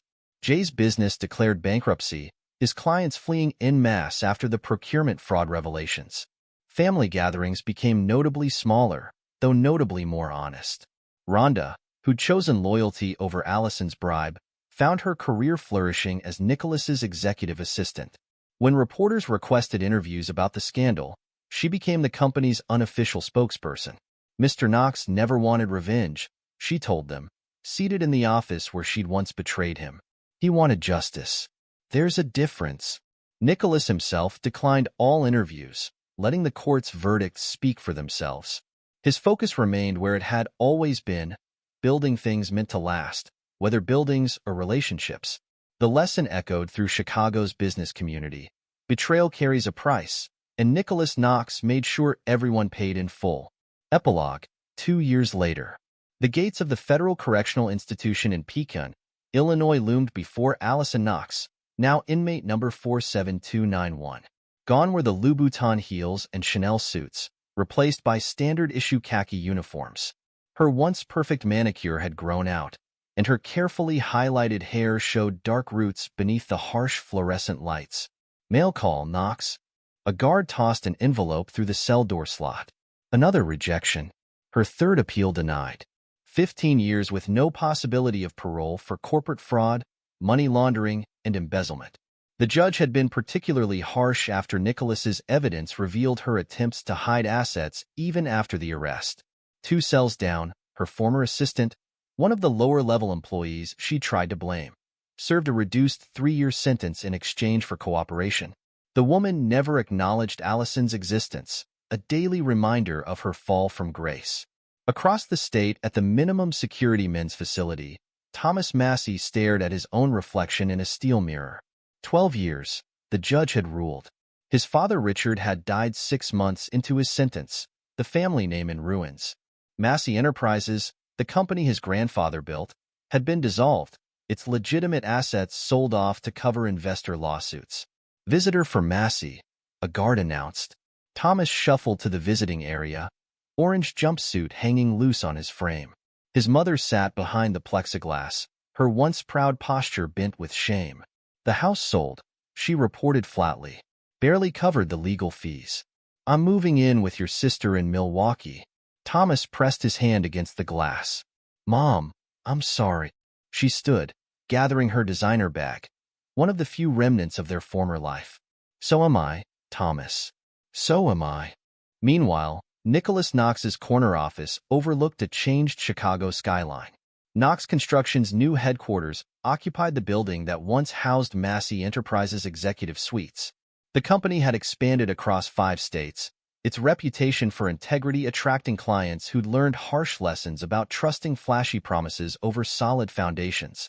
Wesley Sharp, now Chief Operations Officer, entered with the latest project reports. Hospital wings ahead of schedule. That new sustainable design you implemented is saving them a fortune in energy costs. Nicholas nodded, studying the blueprints. How's the crew integration going? Smooth as silk. Those boys from the old Massey sites? They're grateful for steady work with a straight shooter. Wesley grinned. Speaking of straight shooters, Rhonda's got the quarterly numbers ready. Rhonda Martinez, formerly just Rhonda, had proven her worth 100 times over since choosing loyalty over Allison's bribe. As project management director, she oversaw the company's expansion with meticulous attention to detail. Her office, once Allison's private domain, now hummed with productive energy. The Justice Department called again, Rhonda reported, entering with a stack of files. They want you to consult on another corporate fraud case. Something about your unique perspective. Nicholas smiled slightly. Tell them I'll consider it. How's the foundation project coming? The Knox Integrity Foundation, funded by recovered assets from the Massey scandal, provided scholarships for construction management students and supported whistleblower protection programs. It was Nicholas's way of turning Betrayal's poison into something productive. Across town, in a modest Idaho law office, Renee McCall reviewed small claims documents. His Chicago law license remained suspended, his reputation irreparable. Divorce had cost him half of what he had left after the scandal. Naomi had relocated to California with their children, his visitation rights limited by court order. His phone buzzed, another rejection from a major law firm. Even with his reduced sentence for cooperation, no respectable practice would touch him.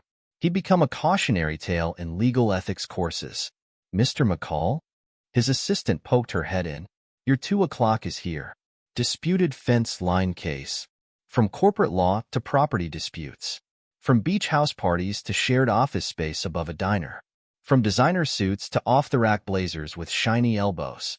Renee straightened his drugstore reading glasses and forced a smile. In Chicago's Gold Coast, Judith Harrison, she'd reverted to her maiden name, hosted intimate dinner parties instead of grand galas. Her social circle had contracted dramatically after Edwin's art gallery scandal and subsequent divorce. The money laundering investigation had cost them everything, including their reputation. More wine, dear, she offered her remaining friend, a similarly disgraced socialite. Did you see the business section? Her friend asked cautiously. Knox Construction's expanding again. They're building that new tech campus downtown. Judith's hand trembled slightly as she poured. Her own financial situation had stabilized at comfortable rather than wealthy after the divorce settlement, but her influence in Chicago society was gone. Young socialites who once begged for her mentorship now crossed the street to avoid her. Her brother Jay had fared worse. After his construction company's bankruptcy, he'd relocated to Phoenix, starting over as a small-time contractor. His involvement in procurement fraud had made him radioactive in Chicago's business community. Monthly alimony payments to his ex-wife kept him in a one-bedroom apartment, despite his attempts to rebuild. Jay's phone lit up with a news alert. Knox Construction wins Sustainable Building Award. He quickly closed it, the familiar mix of shame and regret souring his coffee. The scandal's ripples continued spreading. Thomas and Allison's former social circle had scattered, everyone desperate to distance themselves from the taint of association. Their favorite restaurants hosted new power players at their preferred tables. Their country club memberships had been quietly revoked. In prison, Allison received occasional updates from her elderly aunt, the only family member still in contact. Her parents had retired to Florida, changing their phone number. Her sister had asked her to stop writing. Former friends returned her letters unopened. Her lawyer, one of the few willing to handle her appeals, was brutally honest. The evidence was overwhelming. Knox's documentation was flawless. Even if you serve the minimum sentence, your professional licenses are permanently revoked. The restitution payments will take everything you earn for the rest of your life. Allison spent her days in the prison library, reading business magazines that chronicled Knox Construction's continued success. Every article felt like a twist of the knife, especially the small mentions of Rhonda's promotion to project management director, the position she'd once tried to bribe her with. Thomas occupied his time teaching basic business classes to fellow inmates, a cruel parody of his former corporate presentations. His cellmate, in for tax evasion, actually recognized him from the scandal. "Man, Knox played you like a chess master," the cellmate commented. "Had all the pieces in place before you even knew you were in the game." The observation haunted Thomas. Every move they'd made, every attack they'd launched, had somehow played into Nicholas's strategy. He'd turned their own weapons against them, their arrogance, their greed, their assumption that he'd roll over and accept defeat. Back in Chicago, Nicholas left his office early to meet Dominic Daniels for their monthly dinner.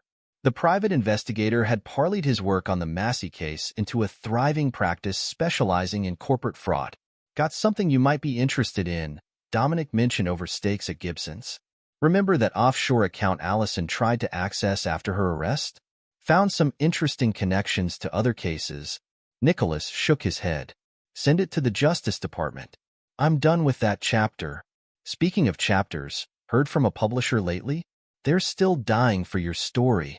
Let them wonder. Nicholas sipped his water. Success is the best revenge, and silence drives them crazy. He'd received countless offers, books, movies, interviews, all promising to tell the real story of Chicago's most spectacular corporate takedown. Nicholas declined them all, letting the court transcripts and journalism archives tell the tale. His new penthouse offered sweeping views of Lake Michigan, though he spent more time at construction sites than at home. The building's doorman still had standing instructions to return any messages or packages from Allison, Thomas, or their associates.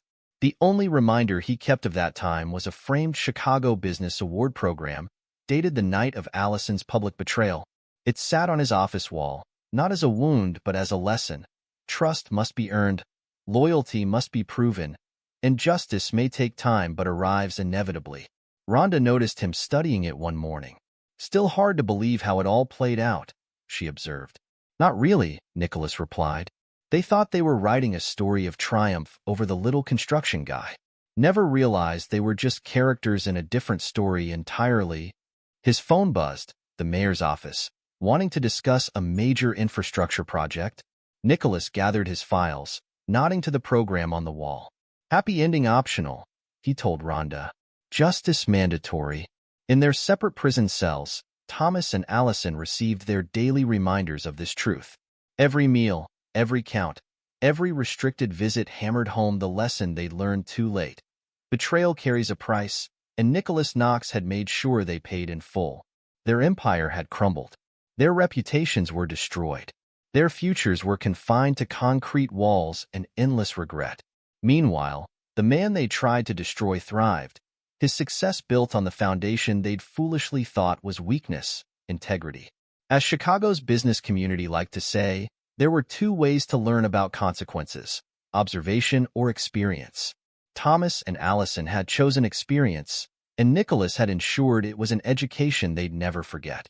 The city skyline continued evolving, Knox Construction's projects adding new dimensions to old perspectives. Each building stood as a testament to what Nicholas had always known.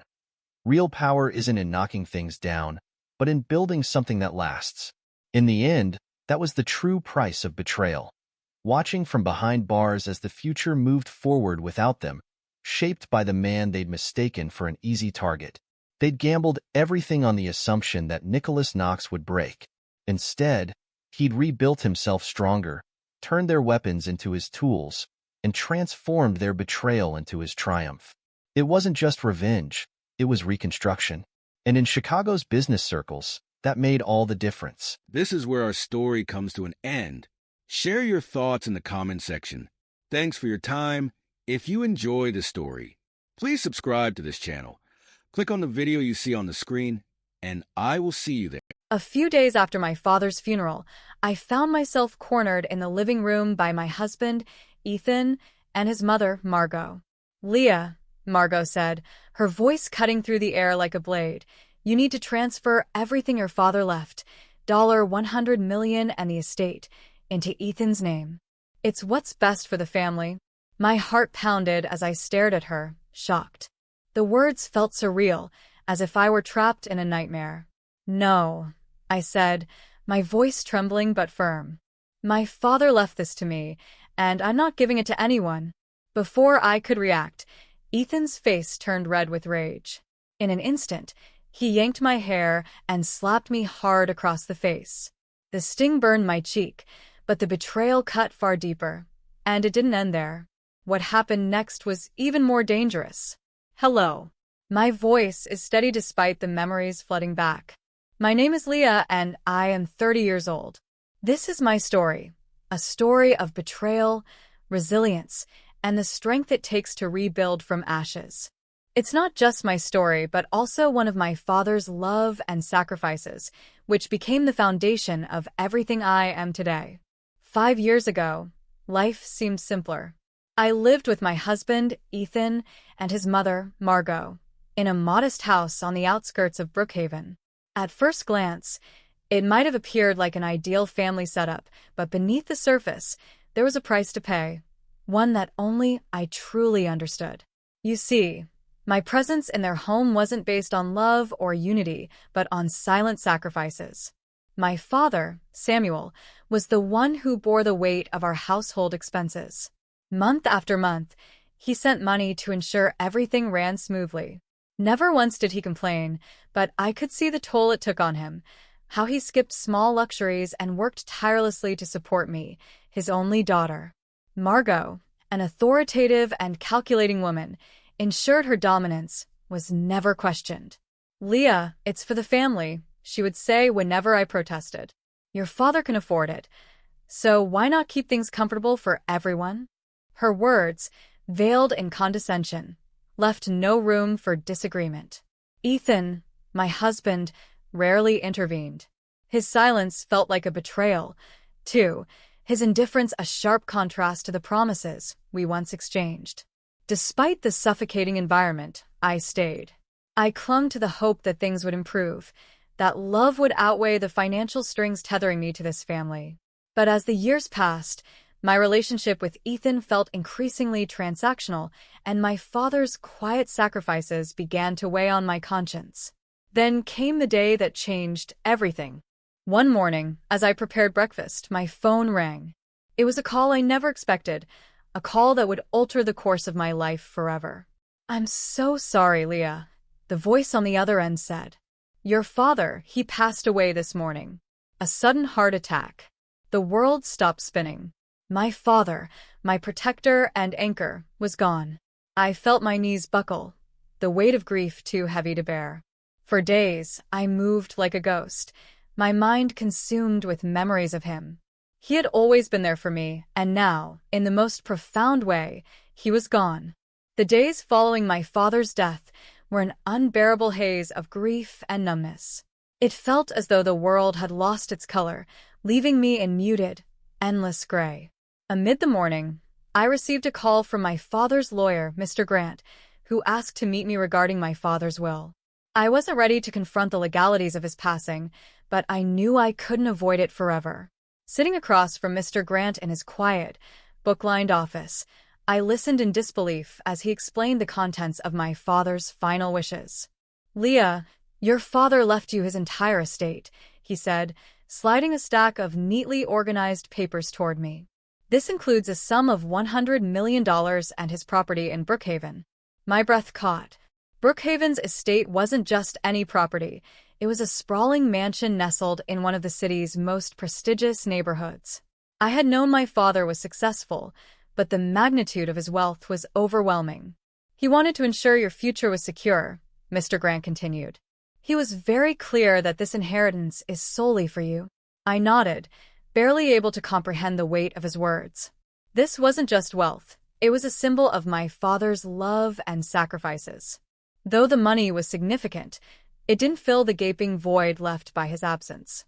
When I returned to the house I shared with Ethan and Margot, I made the decision to keep the inheritance a secret for now. It felt deeply personal, a gift from my father meant to protect me. But secrets have a way of revealing themselves, especially when those around you are watching closely. It wasn't long before Ethan and Margot began to notice subtle changes. My quiet trips to the estate, my meetings with the lawyer, and the documents I carefully organized. All piqued their curiosity. Margot, ever the sharp observer, was the first to bring it up. "Leah," she said casually one evening over dinner, her tone laced with forced politeness, "what exactly did your father leave you? He must have had some assets, right?" I hesitated, her question feeling like a trap. Ethan's eyes were fixed on me, his usual disinterest replaced with pointed attentiveness. I decided to answer cautiously. "He left me some money and a property," I said, keeping my response vague. Margot's expression didn't change, but I saw the gleam of interest flash in her eyes. Ethan leaned forward slightly, his tone uncharacteristically warm. "That's generous," he said. "A property in Brookhaven? That must be something." I nodded, giving nothing away, but I could already feel the shift in their demeanor. Their curiosity soon turned into an unsettling attentiveness. Margot's sharp remarks softened into compliments, and Ethan began acting like the caring husband I had longed for. Yet I couldn't shake the feeling that their kindness was calculated. Weeks passed, and Ethan and Margot's newfound kindness became increasingly unsettling. Small comments and subtle hints evolved into direct questions about my inheritance. Their probing felt invasive, and their motives were becoming alarmingly clear. "Leah," Margot said one afternoon as we sat in the living room sipping tea, her voice carrying an air of faux concern, "you've been through so much lately.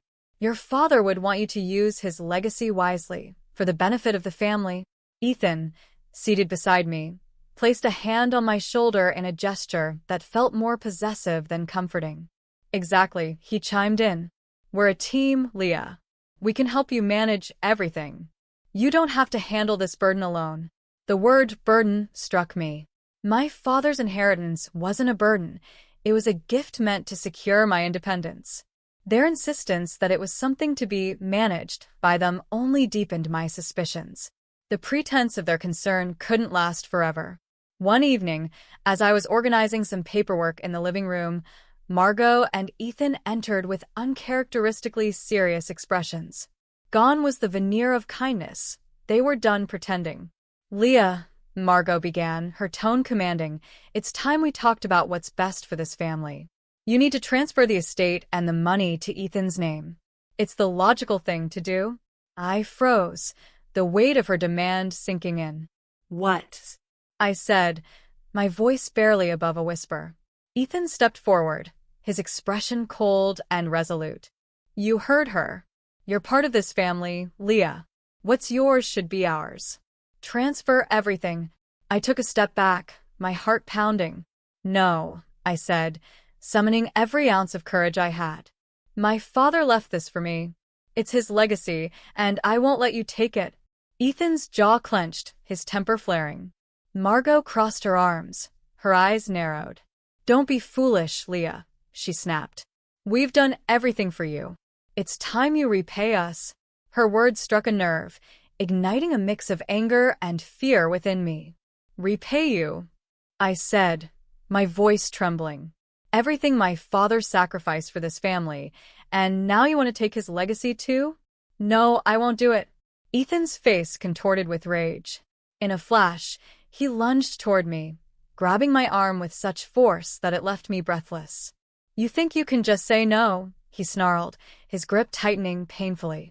Let me go, I shouted, struggling to free myself, but instead of releasing me, he yanked me by the hair and slapped me hard across the face.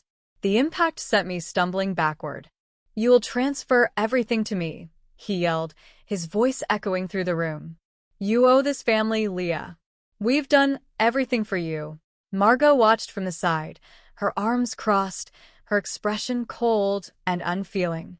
Don't make this harder than it needs to be, she said, her tone dripping with disdain. That money belongs to this family, not just you. I clutched my burning cheek, tears streaming down my face. But even through the pain, I refused to back down.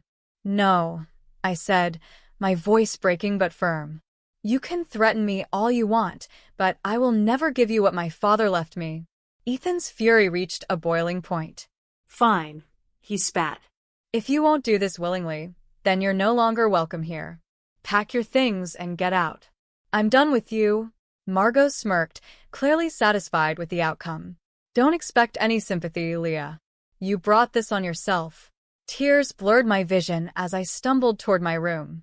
My heart raced, and my mind was a whirlwind of emotions. Pain, fear, anger, and a growing resolve. I had given everything to this family, and this was how they repaid me. As I packed my belongings, I realized this was no longer just about my inheritance, it was about reclaiming my dignity and my life. Ethan appeared at the door moments later, divorce papers in hand. He thrust them toward me with a sneer. Sign these before you leave, he said coldly.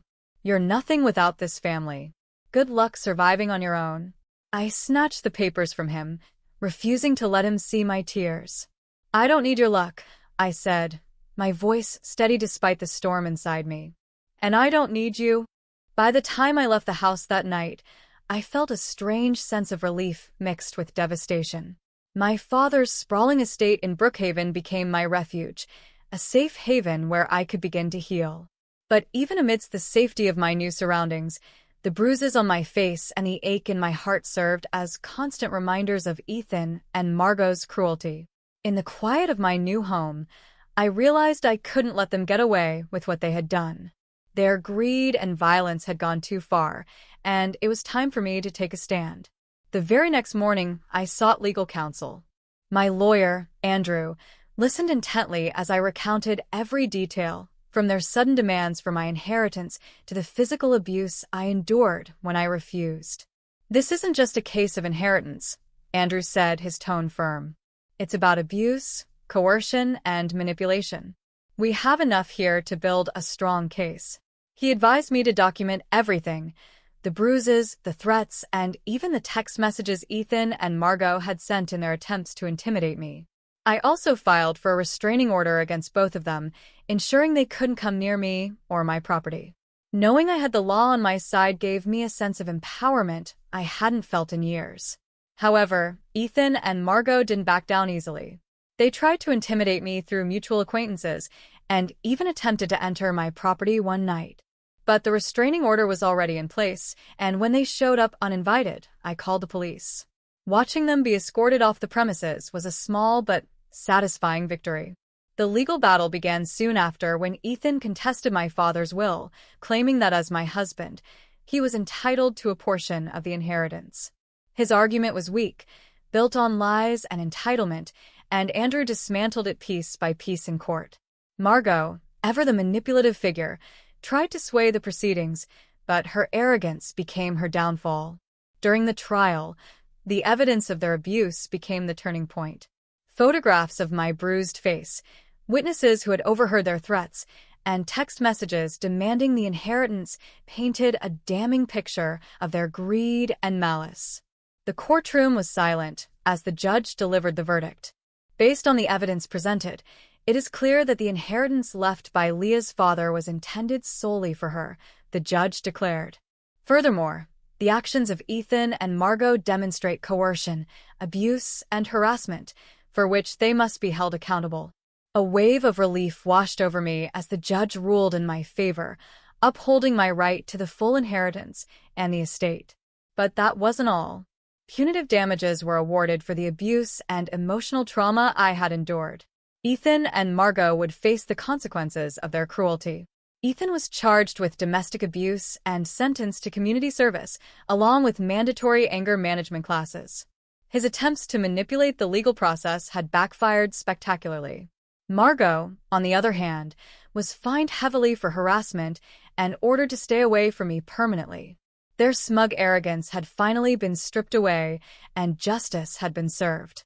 As I left the courthouse that day, I felt an overwhelming sense of closure.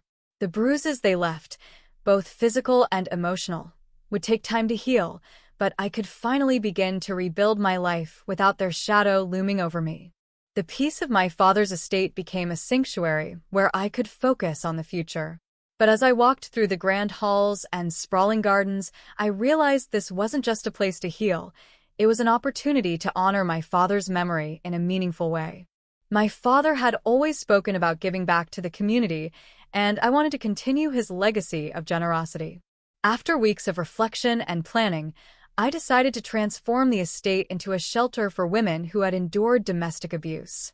I knew firsthand how isolating and terrifying such experiences could be, and I wanted to create a space where others could find solace and strength. Renovating the estate was both exhausting and fulfilling. Each room was designed with care, ensuring it felt warm and welcoming. The gardens became a tranquil space for reflection, and partnerships with local organizations provided counseling, legal aid, and job training for the women who sought refuge here. It was a labor of love, and every detail reflected the spirit of compassion my father had instilled in me. The shelter officially opened its doors months later, and soon the house was filled with the stories of women reclaiming their lives. Among them was Grace, a young mother escaping an abusive marriage, and Eleanor, a retired teacher who had been financially exploited by her relatives.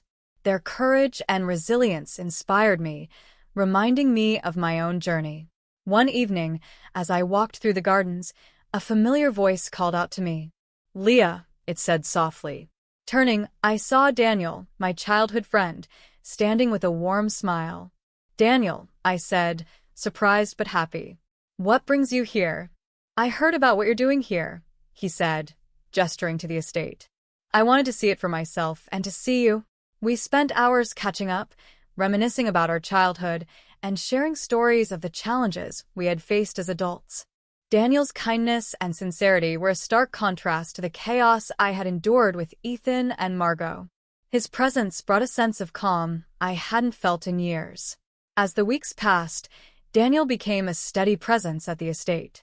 He volunteered his time helping with repairs, organizing fundraisers, and even mentoring some of the women. His selflessness and support warmed my heart in ways I hadn't thought possible after everything I had been through. One crisp autumn evening, as the sun set over the sprawling gardens, Daniel led me to a quiet spot under the canopy of golden trees.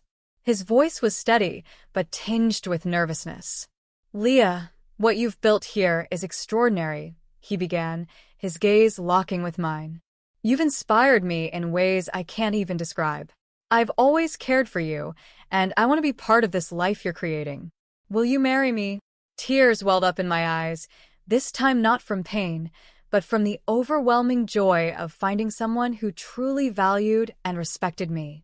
"Yes, Daniel," I said, my voice steady but filled with emotion. "I would love to marry you." Our wedding was a simple but beautiful affair, held in the very gardens where Daniel had proposed. Surrounded by the women who had become like family to me, we exchanged vows of love, partnership, and hope for the future. For the first time in years, I felt a profound sense of peace and happiness. Welcome to another story on Cheating Tales Lab. We're so happy to have you here, and today's story is one we think you'll really enjoy. So without further ado, let's begin. Zephyr Blackwood's keys jangled as he fumbled with the lock. A bouquet of blue orchids cradled in one arm and a small velvet box tucked securely in his pocket.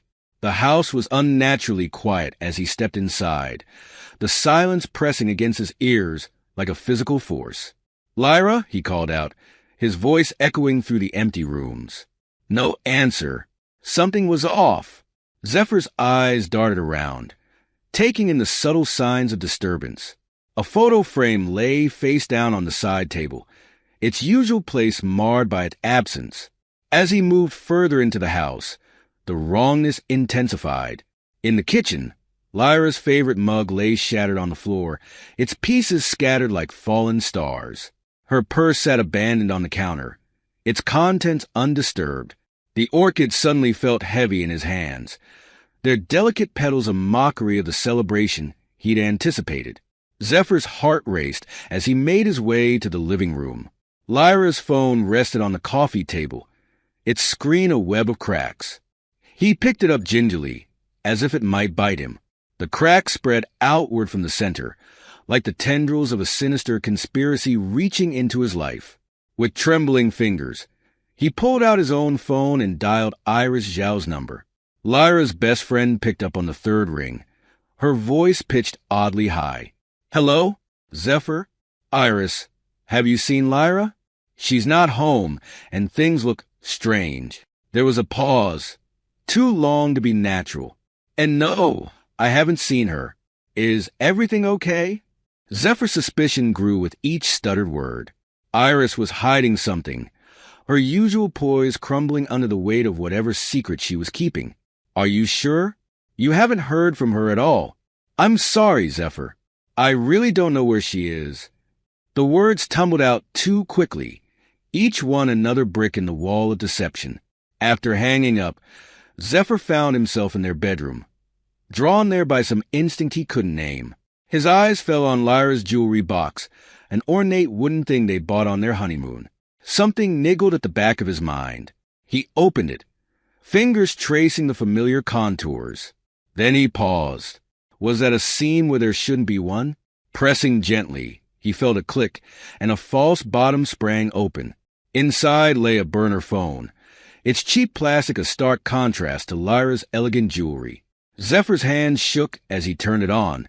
The messages that filled the screen were in a code he didn't recognize, a fact that chilled him to the bone. He was a top cryptographer, for God's sake. If he couldn't crack it at a glance. The shrill ring of his phone cut through his thoughts like a knife. Detective Nolan Frost's gruff voice filled his ear before he could even say hello. "Mr. Blackwood, we found your wife barely alive in a motel. You need to come now." The words hit Zephyr like a physical blow. He stumbled, catching himself on the edge of the dresser. "What happened? Is she—" "Just get here," Frost interrupted, his tone grim. "There's more to this than meets the eye." As Zephyr rushed out the door, the velvet box fell from his pocket forgotten. The sapphire necklace inside glinted in the fading light, a testament to the love he thought he knew. The Starlight Motel loomed before Zephyr, its neon sign flickering weakly in the twilight. The air was thick with the acrid stench of burnt rubber and gasoline, a pungent cocktail that made his stomach churn. Police cars formed a barrier around the scene, their lights painting the world in alternating flashes of red and blue. An ambulance stood nearby, its back doors open like the maw of some patient beast. And there, wrapped around a lamppost like some grotesque modern art installation, was a mangled red Porsche. Detective Frost materialized out of the chaos, his weathered face a mask of grim determination. "Mr. Blackwood," he said, nodding in greeting. "Your wife was in an accident with Caspian Vex, her ex from college. He was driving under the influence." Zephyr's mind reeled. Caspian Vex? Lyra had never mentioned him. Frost's next words hit even harder. But there's more to this than meets the eye, Mr. Blackwood. Before Zephyr could press for details, movement caught his eye. Paramedics were wheeling out a stretcher, and on it lay Lyra. Her face was pale, marred by ugly bruises that stood out like accusatory fingers pointing at some unseen culprit. Their eyes met across the chaos of the crime scene. Lyra reached out weakly, her voice barely above a whisper. "Honey, I'm so sorry. It was an accident." The words seemed to carry a weight beyond their simple meaning, laden with secrets and lies. Zephyr turned away, unable to bear the sight of her. His gaze fell on a briefcase among the scattered debris, its contents spilling out onto the asphalt. He caught glimpses of what looked like classified documents before a uniformed officer hurried to gather them up. As he made his way back to his car, a hushed conversation between two paramedics reached his ears. "Did you see those badges? High-level clearance, man." "Yeah, and those encrypted hard drives? What the hell were they doing here?" Zephyr's mind whirled, pieces of a larger puzzle beginning to take shape. What had Lyra gotten herself into? And more importantly, what had she dragged him into along with her? The sterile corridors of the National Cyber Defense Agency headquarters seemed colder than usual as Zephyr made his way to his office. The events of the past few hours had left him feeling like a stranger in his own life. With practiced ease, he bypassed the standard security protocols and accessed the agency's personnel files. His fingers flew over the keyboard, searching for a name he'd never thought he'd need to know. Caspian Vex. There it was.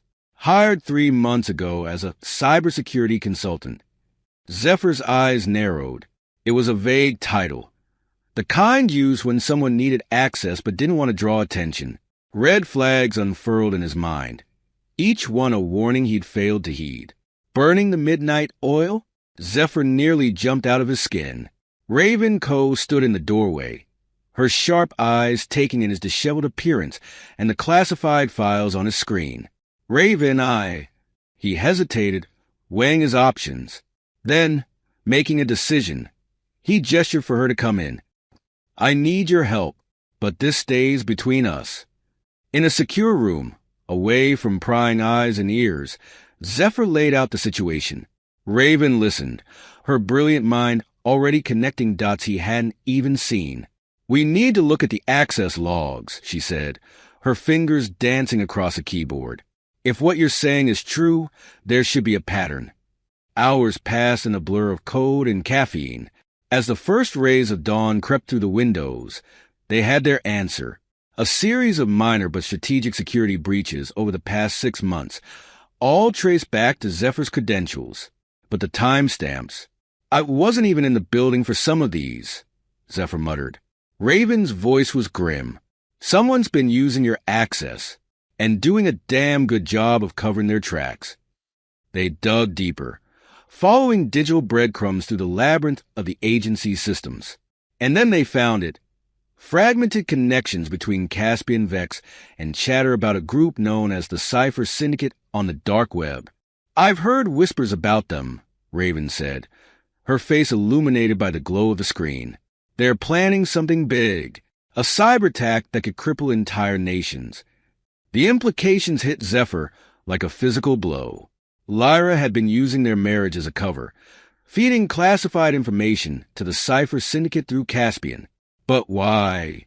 What could possibly drive her to betray not just him, but their entire nation? With trembling hands, he pulled out the burner phone he'd found in Lyra's jewelry box. The encrypted messages that had baffled him earlier now seemed to mock him with their secrets. "Can you break this?" he asked Raven, handing her the phone. Her eyes lit up with the challenge.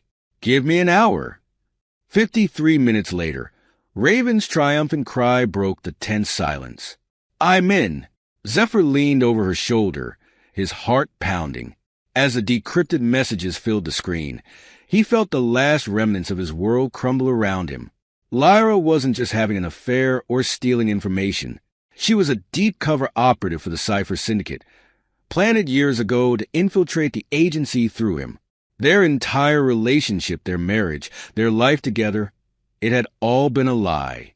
As the weight of the betrayal crashed over him, Zephyr gripped the edge of the desk, his knuckles turning white.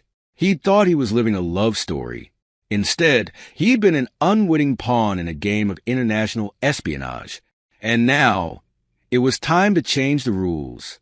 The antiseptic smell of the hospital corridor assaulted Zephyr's nostrils as he made his way to Lyra's room.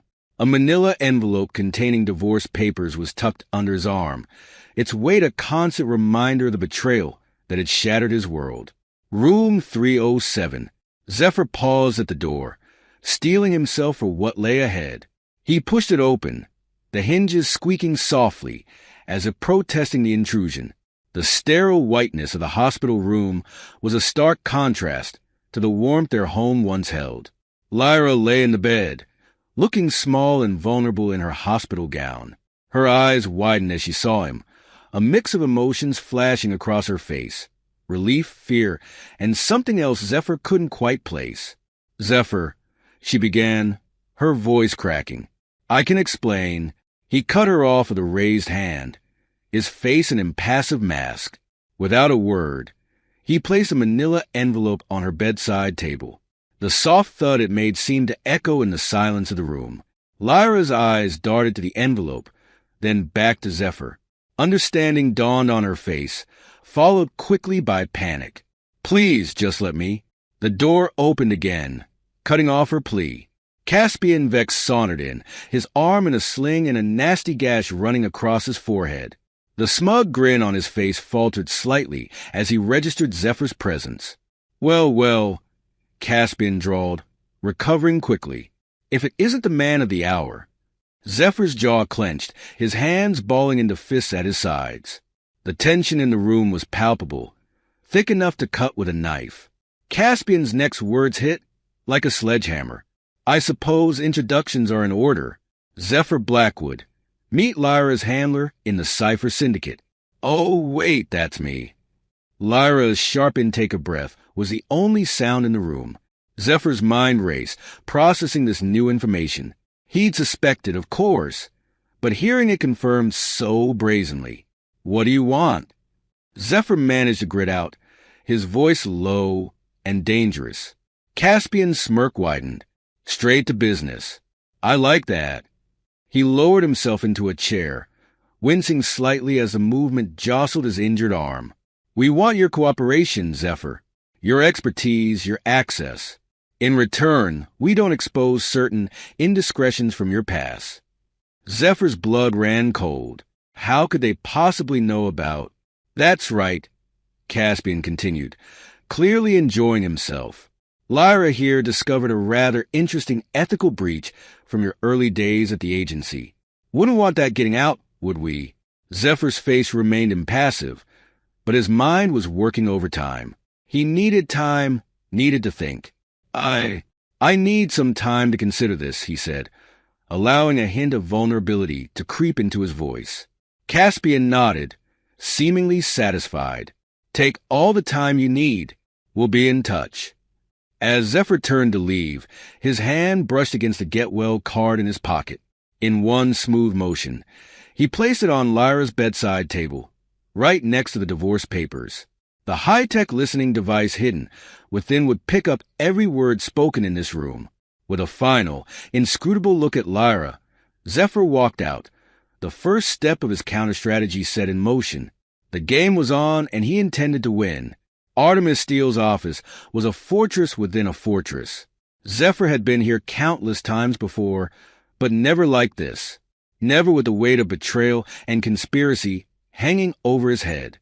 Director Steele herself was a formidable presence, her sharp eyes seeming to pierce right through him as he laid out everything he'd uncovered. The burner phone, the security breaches, the Cypher Syndicate, Lyra's true identity. He held nothing back. As he finished his report, Steele leaned back in her chair, her fingers steepled under her chin. The silence stretched on, broken only by the soft ticking of an antique clock on the wall. Finally, she spoke. "This goes deeper than we ever imagined." Her eyes narrowed as she absorbed the information. "We need to turn this to our advantage." Zephyr nodded, relieved that she believed him. What do you suggest, Director? A slow, predatory smile spread across Steele's face. We make you a double agent, Mr. Blackwood. Feed false information to Lyra and Caspian. Use them to unravel the entire Cypher Syndicate operation from the inside out. The plan was daring, dangerous, and exactly what Zephyr had hoped for. I'm in, he said without hesitation. Over the next few weeks, Zephyr lived a precarious double life. To Lyra and Caspian, he appeared to be a reluctant accomplice, sharing carefully selected tidbits of classified information. Each piece of data was meticulously crafted misinformation, designed to mislead the Cypher Syndicate while appearing valuable on the surface. Lyra, now out of the hospital, watched him with a mix of suspicion and hope.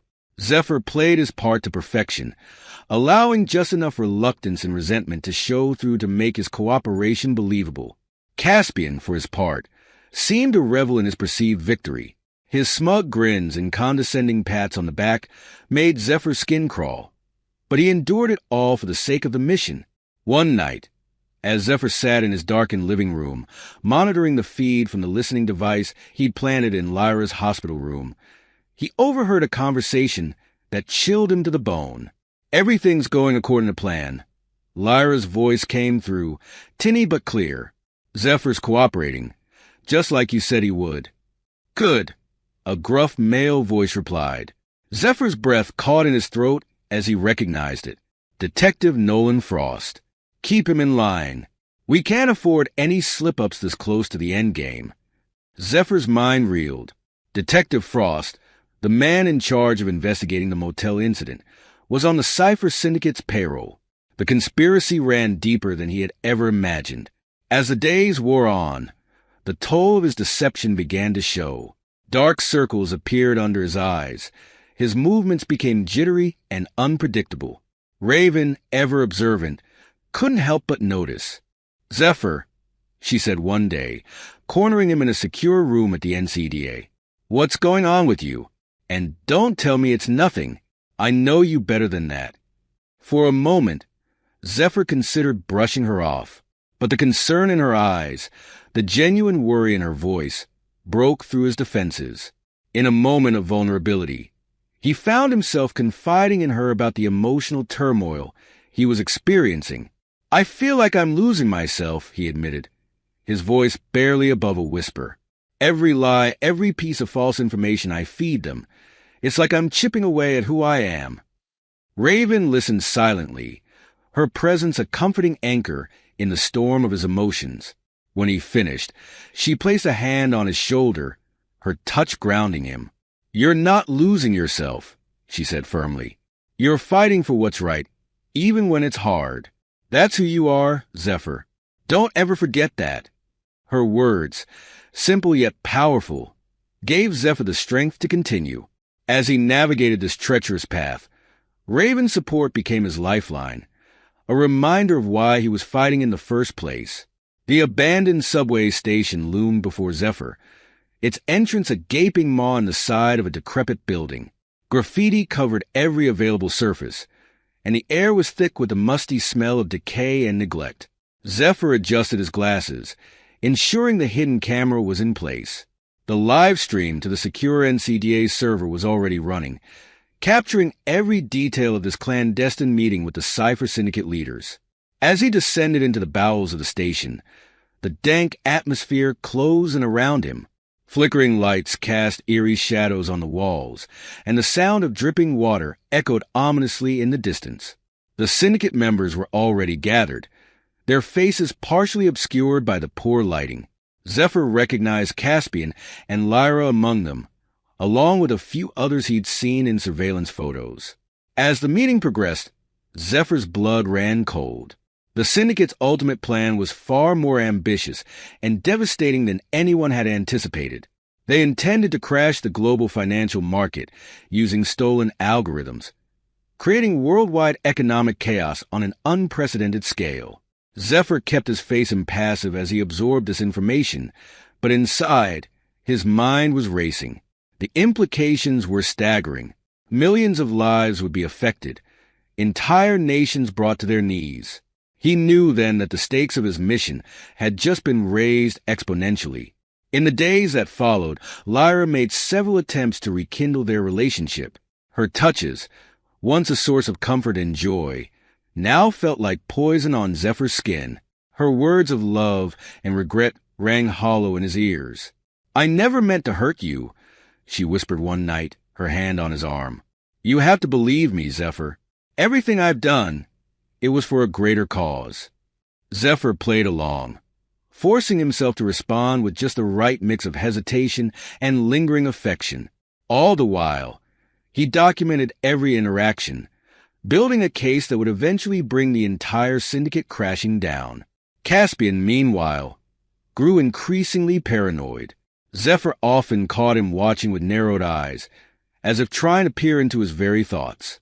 "I want round-the-clock surveillance on Blackwood," Caspian barked at one of his underlings.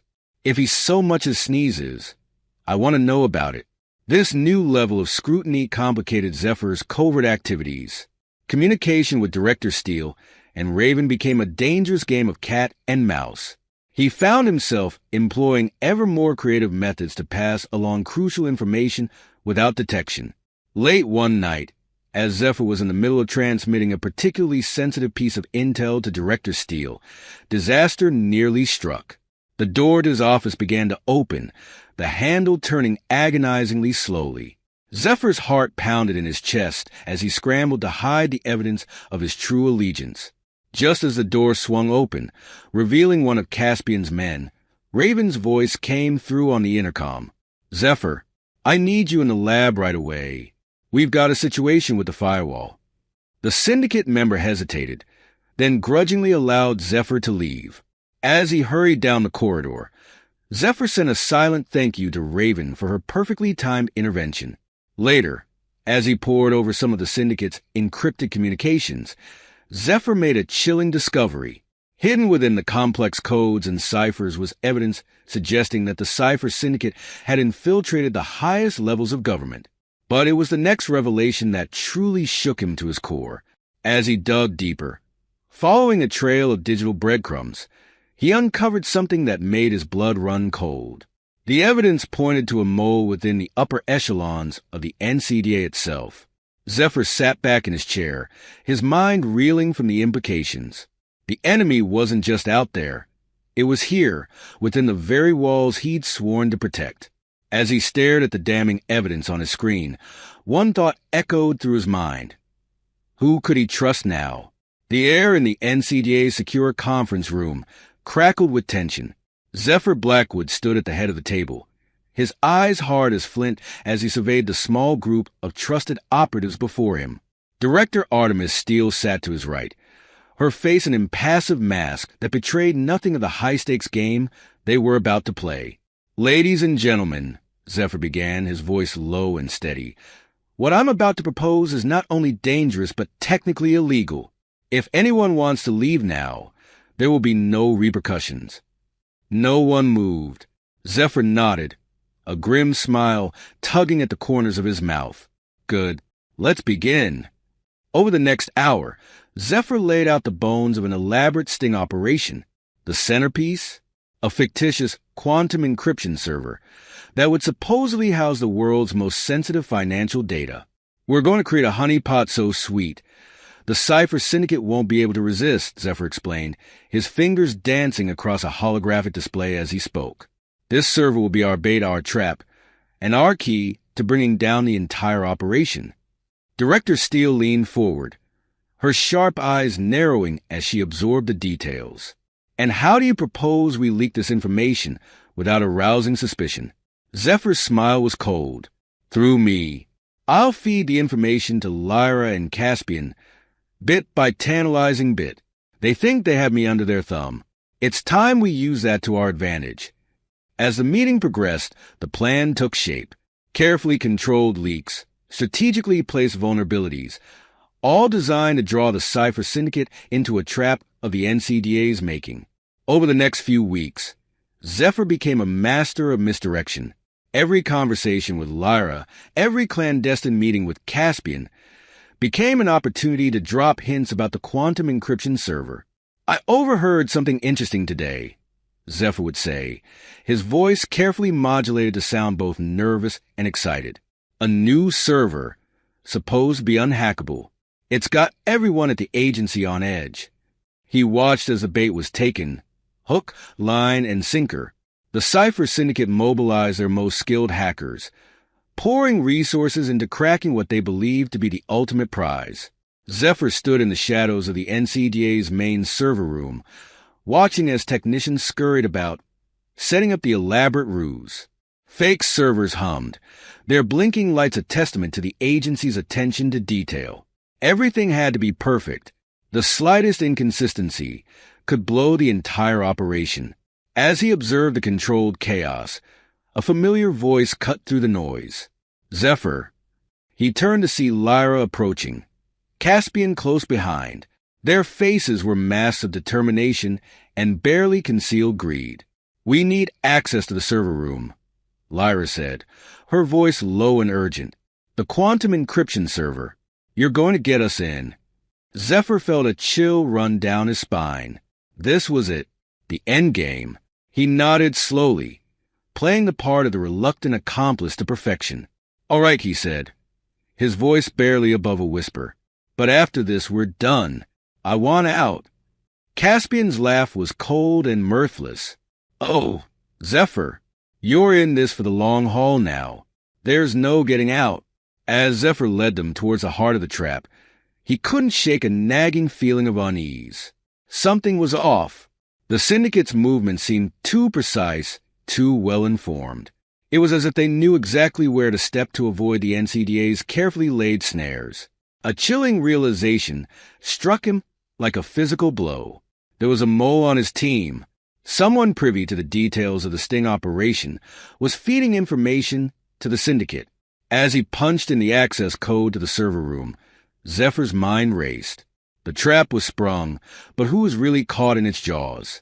He had mere moments to identify the traitor and salvage the operation before everything fell apart. The heavy door swung open with a soft hiss, revealing the blinking lights and humming servers within. As Lyra and Caspian stepped eagerly into the room, Zephyr's hand hovered over the concealed panic button in his pocket. One press, and the entire building would go into lockdown. But before he could act, a voice from behind froze him in his tracks. "I wouldn't do that if I were you, Blackwood." Zephyr turned slowly, his blood running cold as he recognized the speaker. The pieces of the puzzle suddenly clicked into place, revealing a picture far more twisted than he could have imagined. The server room, once a sanctuary of order and control, had become a battleground. Zephyr's mind raced, processing the unfolding chaos with the cold precision of the master cryptographer he was. The Syndicate's uncanny knowledge of their countermeasures suddenly made horrifying sense. Zephyr's eyes darted around the room, cataloging every face, every micro-expression. The mole was here, in this very room. But who? A bead of sweat trickled down his spine as he realized the magnitude of the situation. The entire operation was unraveling faster than he could patch the holes. He was going to have to improvise, relying on years of experience and the razor-sharp instincts honed through countless cyber battles. "Impressive setup, Zephyr." Caspian's voice dripped with smug satisfaction. "Almost had us fooled. Almost." Lyra stepped forward, her eyes cold and calculating. Gone was the vulnerability she'd shown in the hospital. This was the real Lyra, the deep-cover operative who had played him for years. "Did you really think we wouldn't see through your little charade?" she asked, her voice like silk over steel. Zephyr's retort died on his lips as a new figure entered the fray. Detective Nolan Frost sauntered into the server room, a predatory grin on his weathered face. "Surprised to see me, Blackwood?" Frost chuckled. "You should have dug a little deeper into that motel incident. Might have saved you some trouble." The trio converged on Zephyr, backing him against the humming servers. They thought they had won, their victory assured by treachery and deceit. But Zephyr Blackwood was far from beaten. "You're right," he said, his voice steady despite the hammering of his heart. "I should have dug deeper. Into all of you." With a swift motion, Zephyr pulled out a small device from his pocket. The syndicate members tensed, expecting a weapon. Instead, a holographic display flickered to life, filling the air with streams of data. "What you're seeing," Zephyr explained, his confidence growing with each word, "is every piece of intelligence I've gathered on the Cypher Syndicate over the past weeks. Every conversation, every transaction, every dirty little secret." Caspian's face drained of color. Lyra's eyes widened in disbelief. Frost's hand inched towards his concealed weapon. "The real sting operation," Zephyr continued, "was layers deep. This server room, it's a sophisticated containment system. The moment you stepped inside, you activated a dormant protocol. We're locked in, and every word you say is being recorded and transmitted to law enforcement agencies worldwide." The realization of their predicament dawned on the syndicate members' faces. They had walked right into a trap far more intricate than they could have imagined. Lyra, ever the quick thinker, made one last desperate attempt to salvage the situation. Her face softened, tears welling up in her eyes. "Zephyr, please," she pleaded, her voice breaking. "What we had, it wasn't all a lie. I grew to love you. Truly, we can still have a life together. Just give me a chance to explain." For a moment, just a fleeting instant, Zephyr's resolve wavered. The memory of happier times, of a love he thought was real, threatened to overwhelm him. But then he remembered the betrayal, the years of lies, the lives put at risk for the Syndicate's twisted ambitions. His expression hardened. "No, Lyra," he said, his voice cold. "We can't." With a subtle hand motion, Zephyr activated the final phase of his countermove. Alarms blared throughout the building as armed NCDA agents began to swarm towards their location. Panic erupted in the server room.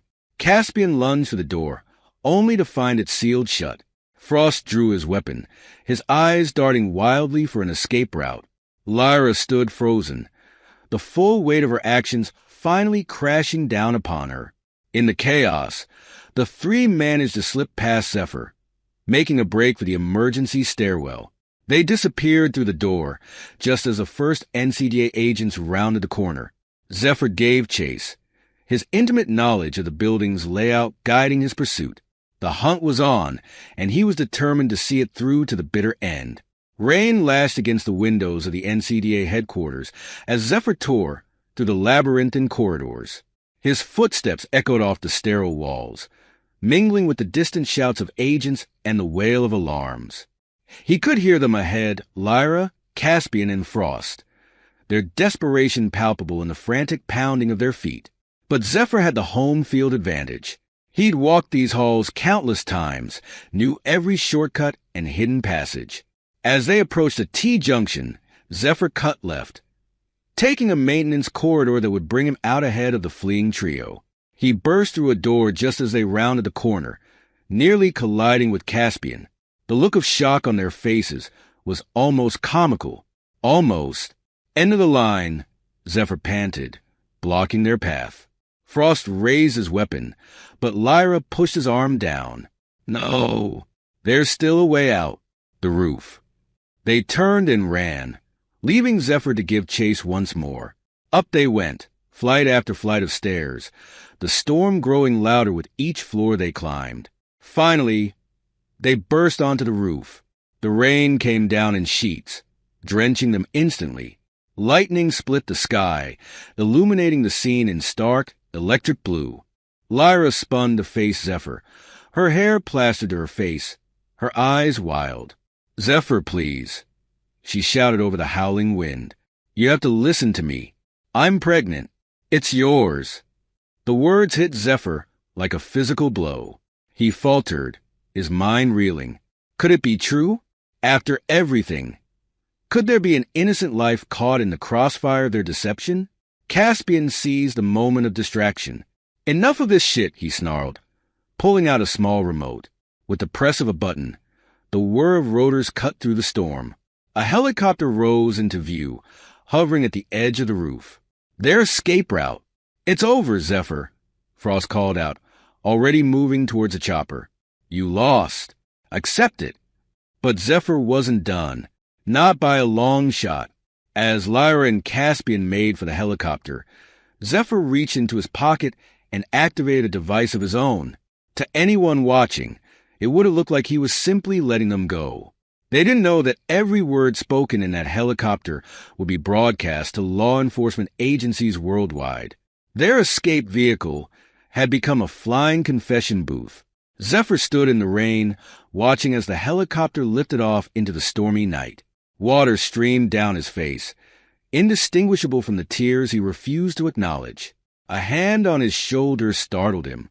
He turned to see Director Steele, her usually immaculate suit soaked through, her eyes glinting with a fierce pride.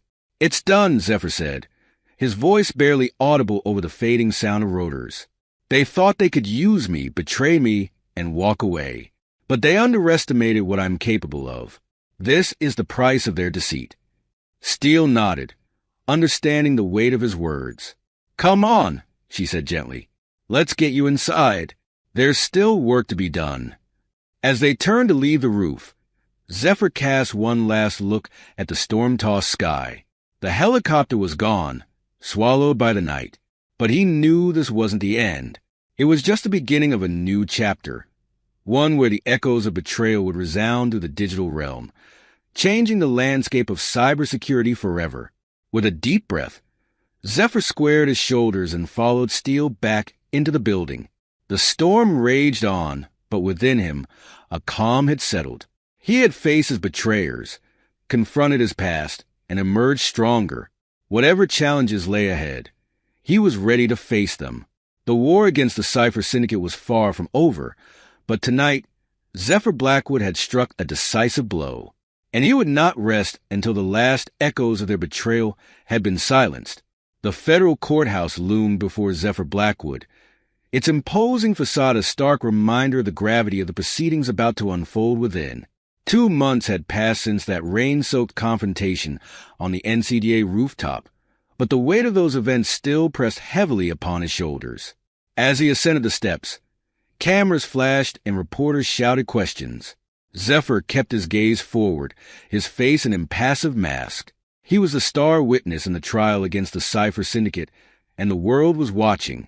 The courtroom fell silent as Zephyr took the stand.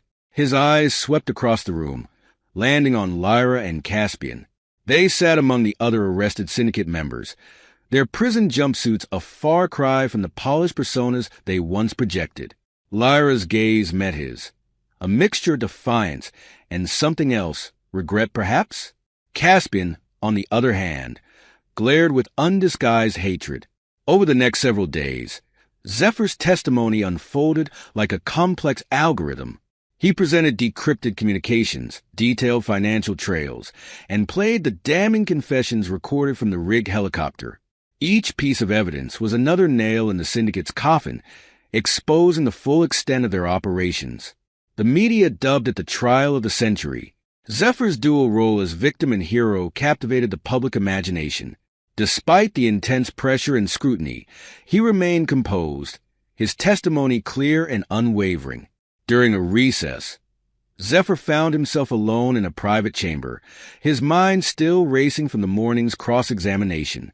The door opened, and Lyra was escorted in by a guard. Her eyes, once so familiar, now seemed to belong to a stranger. "Zephyr," she began, her voice soft, "I know you probably won't believe me, but I need you to know. What I told you on the roof about being pregnant, it wasn't entirely a lie. I thought I was at the time." Zephyr's face remained impassive. "I know the truth, Lyra. I saw your medical records from the hospital after the crash. You were never pregnant." The color drained from Lyra's face as she realized her final deception had been unraveled before it even began. Without another word, she was led away, leaving Zephyr alone with the echoes of her lies. When the verdict finally came down, it fell like a hammer blow. Caspian, identified as a key syndicate operative, was sentenced to 30 years in federal prison. Lyra, despite her attempts to paint herself as a reluctant participant, received 25 years. The syndicate's leader, a shadowy figure finally unmasked, was given a life sentence. In the aftermath of the trial, As the dust began to settle, Zephyr found himself at a crossroads. An offer had been extended, the chance to lead a new international cybersecurity task force.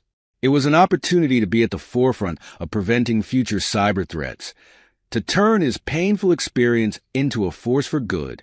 As he pondered the decision, Zephyr found himself standing before the NCDA's memorial wall. A new name had been added since he last visited Raven Coe, his friend and colleague. Fatally wounded while protecting him during the final confrontation with the Syndicate, he placed a hand on her name, his touch gentle, almost reverent. "I'll make it count, Raven," he whispered. "I promise." Weeks later, Zephyr stood before the newly formed International Cyber Defense Coalition in Geneva. As he prepared to address the assembly and accept his new role, he reflected on the journey that had brought him to this moment. The betrayal had nearly broken him, but it had also forged him into someone stronger, someone capable of protecting others from experiencing the same pain. Zephyr stepped up to the podium, his gaze sweeping across the gathered dignitaries and cybersecurity experts. When he spoke, his voice was steady, filled with conviction. "Ladies and gentlemen, the digital realm is our new front line. And on this front line, trust is both our greatest vulnerability and our strongest asset. Today, we start building a safer digital future, a future where betrayal cannot hide in the shadows of cyberspace." As his words resonated through the chamber, Zephyr felt a sense of purpose settle over him. He had transformed his personal tragedy into a powerful drive for global cybersecurity. The echoes of betrayal that had once threatened to destroy him had become the foundation of a new era of digital defense. In that moment, as he looked out over the faces of those who would join him in this fight, Zephyr Blackwood knew that this was just the beginning. The battle for the future of cyberspace lay ahead, and he was ready to lead the charge. This is where our story comes to an end. Share your thoughts in the comment section. Thanks for your time. If you enjoy this story, please subscribe to this channel. Click on the video you see on the screen, and I will see you.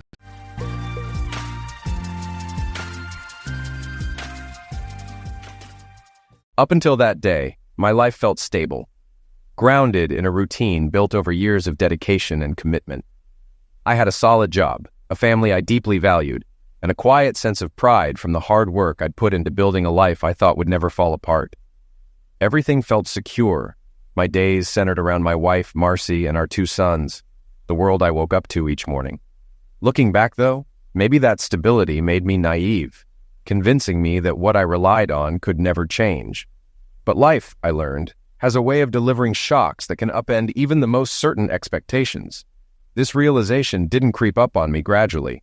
It struck in a single, unforgettable moment, reshaping my world instantly. It sounds like an old story, but it really happened. I wish I could tell it in some elegant or dramatic way, but there's no dressing it up. Discovering my wife's affair felt like a worn-out cliché coming true.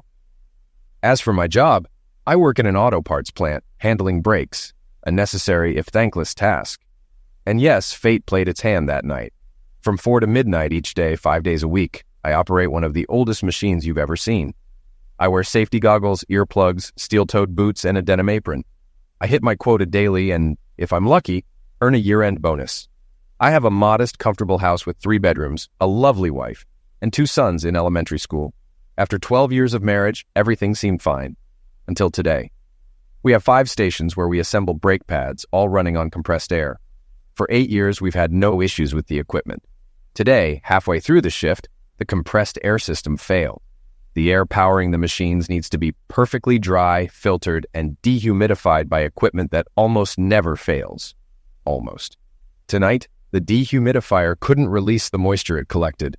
I'm no expert, but I know that moisture and high-pressure air together cause freezing, and everything stops. Instead of waiting around, they sent the whole team home, without pay, of course. You could say my life unraveled because of that trapped moisture. When I opened our bedroom door, I saw a large, hairy back moving up and down on my wife. Marcy, of course. I instinctively turned on the light, and Marcy was wide awake. "Damn it, Danny, what are you doing here?" she snapped. I thought she'd be afraid, remorseful, embarrassed. But all I got was anger. "What the hell is going on?" I demanded. "Oh, don't act like an idiot. You know exactly what's going on," she retorted. "I'm sorry you had to see this, but if you'd come home on time, this wouldn't have happened." The guy looked back at me and smirked. Marcy pulled up the blanket, trying to cover herself. My big mistake was grabbing this guy when he got out of bed. He was a lot bigger standing than lying down. My reward was 2 very hard punches to the ribs. I didn't manage to land a strike and ended up on the floor, struggling for air. I think it was around then I took a punch to the head that sent me over the edge. Later, in the ER, a technician was bandaging my ribs while Marcy sat nearby, looking disgusted. After the tech left, I turned to her. "Marcy, who the hell is this guy, and what was he doing in our house?" I demanded. "His name's Tony," she replied calmly. "He's my friend, and I invited him over." "You slept with him? In our bed? With our kids just down the hall?" "Yes," she said, unfazed. "And if you hadn't made such a scene, they'd still be asleep. I had to call my sister to watch them just to bring you here." "What was he doing there?" I pressed. She rolled her eyes. "How many times are you going to ask that? We had sex. We fooled around. Is that really so hard to understand?" "Is this a regular thing or a one-time deal?" I asked, barely holding it together. She hesitated, then admitted, "Tony and I have been together for about 6 months. We tried to keep it from you. We usually don't come to the house, but I couldn't find a babysitter." I struggled to keep my voice steady. "Is it over now?" "No, Danny," she said bluntly. "This isn't ending. You're a good dad and husband, but Tony's great in bed. There's no reason to stop just because you know now. We just won't meet at the house again. It's unfair to you and the kids." I stared at her, stunned. "Marcy, this is unacceptable. We're done. If you try to break this off, you'll regret it," she warned. "Tony knock you without breaking a sweat, and he'll do it again. If you act up, everyone will know your wife's with another man, and you're too weak to stop it. Friends and neighbors will know first. I'll make sure your family knows what a loser you are. Your coworkers will call you a betrayed man. Think it over, Danny. Even your sons might hate you. Do you really want that? Do you want to look like a fool just to humiliate me? I'll make sure that happens. Tony thinks you're a wimp. So do I. You'll have to learn to live with it, Danny." "Who is this guy?" I demanded, barely containing my anger. "Where does he work?" "He doesn't work, Danny," Marcy replied with a hint of condescension. "He owns Continental Classics, the luxury car dealership on Lancaster Pike. You know, the one you always wanted to check out but never got around to. He's richer, smarter, and better in bed than you. And apparently, he's stronger too. Why don't you just marry him if he's so perfect?" I shot back. She smiled coolly. "That's why I keep you around, honey. Tony doesn't like kids, and I'm not giving mine up for him. So you get to play dad, and Tony gets the romance." "And I'm just supposed to go along with this?" I asked, incredulous. Her expression hardened. "You don't have a choice. You can accept it, or everyone will know what a pathetic loser you are. By the way, I'm moving your things to the guest room. Now that the secret's out, there's no reason for us to share a bed." As she got up to leave, part of me felt relieved, but curiosity nagged at me, so I asked, "So who watched the kids while you were out with Tony?" "Karen usually did," she replied casually. "Sometimes I drop them off at your parents'. And by the way, it was Karen who introduced me to Tony." I made a mental note to thank Karen as Marcy left the room. I was discharged the next morning, but Marcy wasn't there. At that point, I had a choice. Call someone for a ride or take a taxi. I chose the taxi. The kids were in school, and Marcy was out.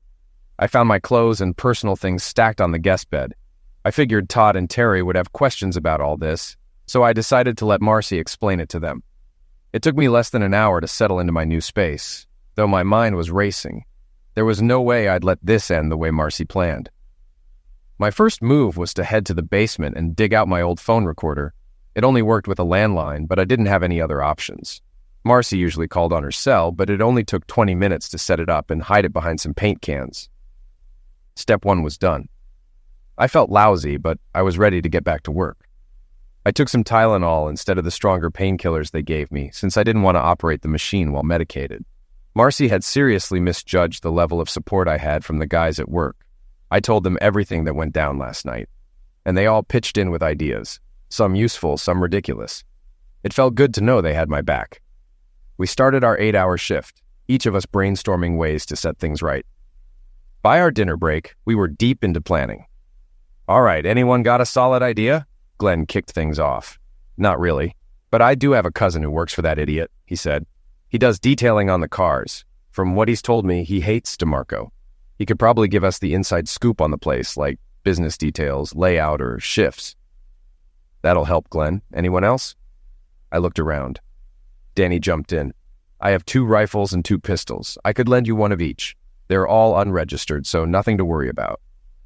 Thanks, Danny, but that's a bit more drastic than I'm aiming for, I replied. Well then, you probably won't want to hear my idea, Freddie said with a chuckle. Go on, Freddie, spill it. Freddie leaned forward, grinning. I say we tie him to a tree, legs spread, and light a fire Indian style right between his legs. Everyone got a kick out of Freddie's wild idea, but we obviously had to rule it out. Kyle, who had been quiet so far, suddenly had all eyes on him. What? Stop staring at me like that, he protested. You got any ideas? I asked him. Yeah, but it's kind of weird. Let's hear it, Kyle. Kyle shifted uncomfortably. I read about a prison in Arizona where they made PDF files wear pink jumpsuits. Must have been humiliating. I know Tony's not a PDF file, but something like that could embarrass the hell out of him. You mean dress him in a pink tracksuit? Couldn't he just take it off? I thought if we sprayed him down with pink paint, it'd really make a statement. Then he'd know who did it, I pointed out. We'd have to knock him out first and leave him tied up until someone found him. How do we do that? With pills or knock him out cold? Kyle shrugged. I could get a taser. Just sneak up and zap him. Easier said than done. How do we get close enough without him noticing? I don't know, but it's an idea, Kyle said with a sigh. The buzzer sounded, signaling the end of our break. We had 4 more hours left in the shift, and since my quota was low, the guys helped cover for me. When I got home, Marcy was already asleep. At least she'd kept her word about not bringing that clown into our house. But I still didn't have a real plan. Most of the guys' suggestions felt like high school pranks. I might as well put a flaming bag of dog poop on his porch. I needed something serious. By the time I woke up, it was noon. The kids were at school, and I heard Marcy moving around the house. I quickly showered, shaved, and headed out. Good morning, husband. No kiss for your wife? She was standing at the kitchen sink, hand on her hip with a smirk. I turned and walked out without replying. Her sarcasm didn't deserve an answer. I needed breakfast and some alone time. The rest of the day was just a matter of passing the time, trying to figure out how to deal with my wife's lover without causing a scene. I needed to finish my shift tonight and start planning. I decided not to eat at home anymore, which was my only real time with the kids, but I couldn't stomach Marcy's cooking now. Soon it was time to head to work. Everything went smoothly until the dinner break, when Danny leaned over saying, I've got a taser in my car. Not sure if you can use it for anything, but at least you'd have it for self-defense. Kyle grinned, seeming pleased with himself. Don't forget to pick it up before you head home. Have you ever even used that thing? Someone asked, and Kyle smirked. We can test it out. Any volunteers? The only response was a chorus of groans around the table. No one had new ideas, but everyone was on board to support whatever I decided. It was a comfort to know I had friends I could count on. When I got home, the house was quiet. It was going to be a short night for me. Working the night shift throws off your sleep schedule, especially on weekends, so I woke up earlier than usual. Todd and Terry were thrilled for a day at Chuck E. Cheese, and Marcy didn't seem to mind when I told her we'd be out all day. Then she dropped the news. Danny, I need you to take a few days off next week. Tony's friend Wally is coming down from Detroit, and we're taking a 4-day cruise to Cancun. If you can't swing it, maybe your parents could watch the kids? I raised an eyebrow. Let me get this straight. You're going on a cruise with 2 guys? Even for you, that sounds pretty outrageous. She shot back. Don't be rude, Danny. It doesn't suit you. Wally's rooming with Karen. They've been friends for years. Oh, in that case, I guess it's perfectly fine, I replied sarcastically, already planning to thank Karen later. I'd started the day a little too early to pass the time. We hit the hobby shop next to our house before Chuck E. Cheese opened. The boys were old enough to tackle most of the plastic model kits on display. Their finished work was nothing fancy, but they enjoyed it. I left them exploring the shelves and wandered around, bemused by the endless craft supplies for creative types. If Marcy had been into crafts, maybe she wouldn't have brought home that hairy ape, but it was too late now. My eyes lit up when I saw rows of designer spray paint, including 6 cans of pink. The selection wasn't as big as Lowe's or Home Depot, but it was pink, the only place I'd seen that color in a can. Taking it as a sign, I bought all 6 cans. Todd picked out a monster truck kit, and Terry went with a tow truck. I didn't even know they made tow truck models. Before we left, I grabbed a pack of 10 large plastic cable ties about 18 inches long that looked perfect for what I had in mind. By then, Chuck E. Cheese was open. The kids spent about 4 hours and 2 pizzas worth of energy before calling it quits. We stopped by Pandora Park with some cheap bread for the ducks, who devoured it in 10 minutes, but we stayed a couple more hours before heading to my parents for dinner. Todd and Terry spent the evening watching TV while I pulled Dad aside to explain Marcy's situation. I realized I was telling people before she had the chance, almost making her threats meaningless. Dad assured me they'd be there to support the kids no matter what happened, which made my plans easier. I didn't want the kids caught up in all this. Around 9 o'clock, I called Marcy to let her know we'd be staying at my parents' for the night. After breakfast at IHOP, we returned to find Marcy still in bed.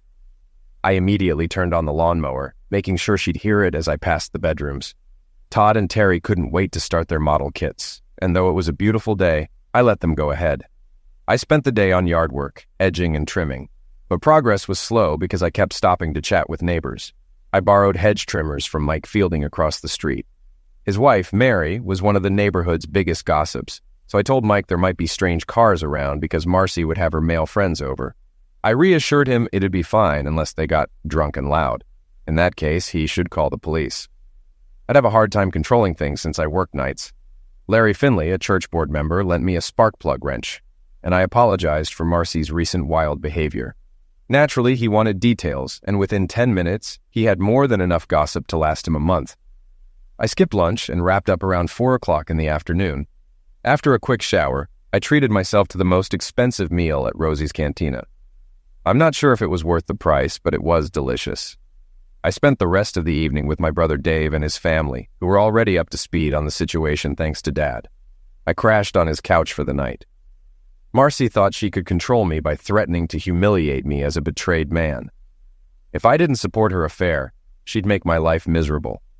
It was a clever idea but flawed. In less than a week, I'd already told everyone. That move neutralized her threat, making her look more approachable to others than she'd planned. I doubt she ever expected me to react this way. The following day, I arrived home to change for work, only to find Marcy waiting for me, furious. "What did you tell the neighbors?" she demanded. "Karen says you're going around telling people I run a brothel here at night." "Come on, Marcy," I replied. "That's not what I said. I just mentioned you might have male company when I'm working, so they shouldn't worry about it." "Well, that's not how it sounded to them. Who else did you talk to?" "Everyone," I admitted.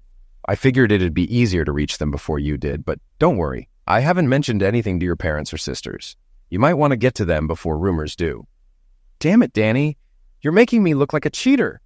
"Well, that's only fair, considering you were trying to make me look like a betrayed man." I glanced at my watch. "Sorry, dear, but I need to get to work." The hardest part for me was missing the quality time with my kids.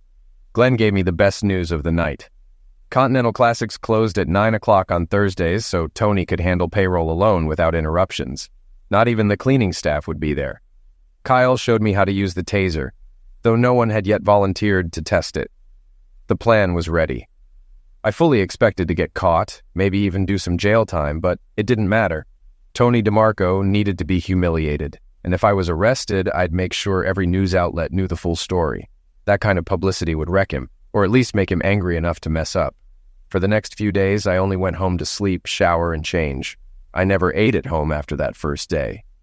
Finally, Thursday arrived. I arranged for my truck to break down so Kyle could give me a ride. The floor supervisor didn't bother those of us who worked at a steady pace, as long as quotas were met and quality was good. With the gloves, aprons, and welding goggles we all wore, OSHA regulations ensured we looked identical on the line. At 8:30, I slipped out the back. The guys took turns running my machine to keep up appearances. Bathroom breaks were frequent and never monitored closely, so no one would think twice about my absence. I entered Continental Classics through the service door and went straight to the restroom. Just after 9 o'clock, I checked the lights, then put on latex gloves and slipped into the dimly lit office. Tony's desk faced the showroom with his back to the door. It seemed easier than I'd anticipated. A computer was in front of him, but he was focused on an old adding machine, pounding away on the paper tape. He didn't hear me approach. I shot Tony in the back of the head with the taser. His body idioted, and he almost turned around, so I shot him again. This time he twitched a few times and then went limp. Perfect. I secured his legs and arms with 2 plastic ties each, then used an old tie as a blindfold. He was surprisingly pliable. I wheeled his chair up to the glass partition by the showroom, where everyone would see him first thing in the morning. The pink paint looked great, though I had to use a lot more than expected.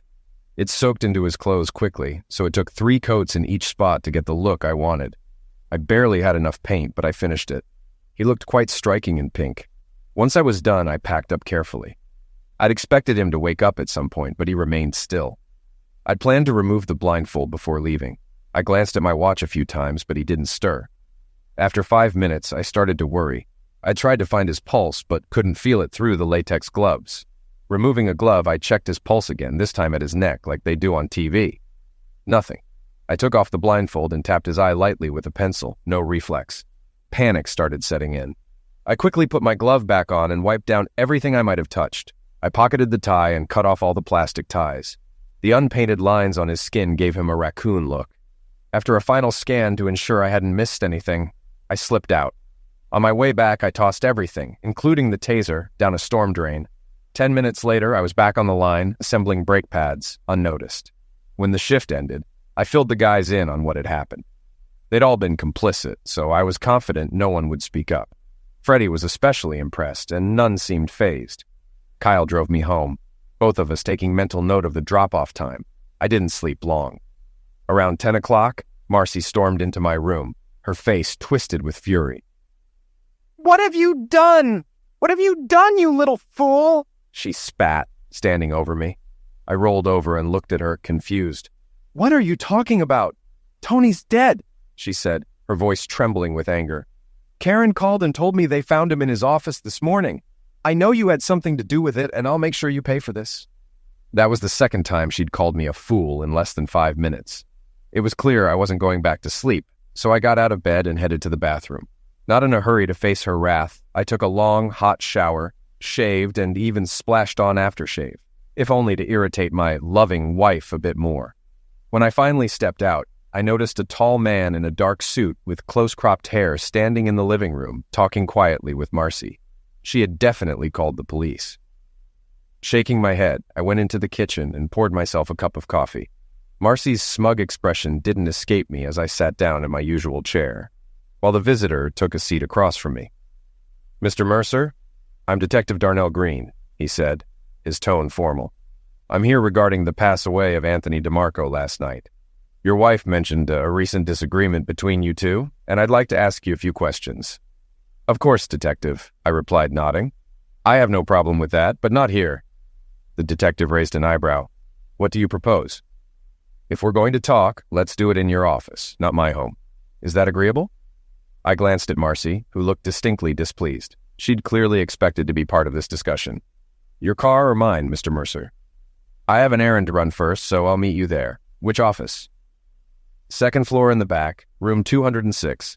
Take a right off the elevator. I'll see you soon." Marcy shot me a furious look as I slipped on my shoes. I left my coffee half finished, dumped it in the sink, and turned to her with a smile as I headed out the door. "Looks like you'll get what you wanted, dear," I said.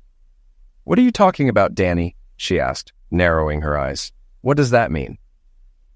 10 minutes later, I was sitting across from Detective Green in room 206 of the municipal building. For the next hour, he asked all the right questions and I had all the right answers. He was careful not to push too hard or make things personal, and I appreciated that. I admitted I had a motive, but explained that I'd never had an actual chance to act on it. It was a serious conversation, but I kept things friendly, without being smug. Detective Green seemed to appreciate my cooperation, and I felt like he had no further questions.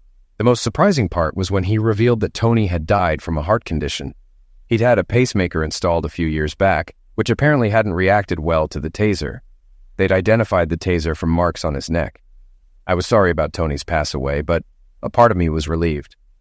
Detective Green gave me the standard "don't leave town" warning, mentioning that he'd confirm my alibi before speaking with me again. Honestly, I'd never thought I'd need an alibi for anything. It was oddly thrilling. We ended on good terms, and I felt like Darnell Green was on my side. The thought gave me a warm feeling. I grabbed some food and watched the news, where they reported the pass away of a local businessman, noting he had no known relatives. I emptied my bank accounts and took a leisurely breakfast. When I got home, Marcy was gone, It took me about half an hour to move all my things back into the master bedroom and transfer her belongings to the guest room.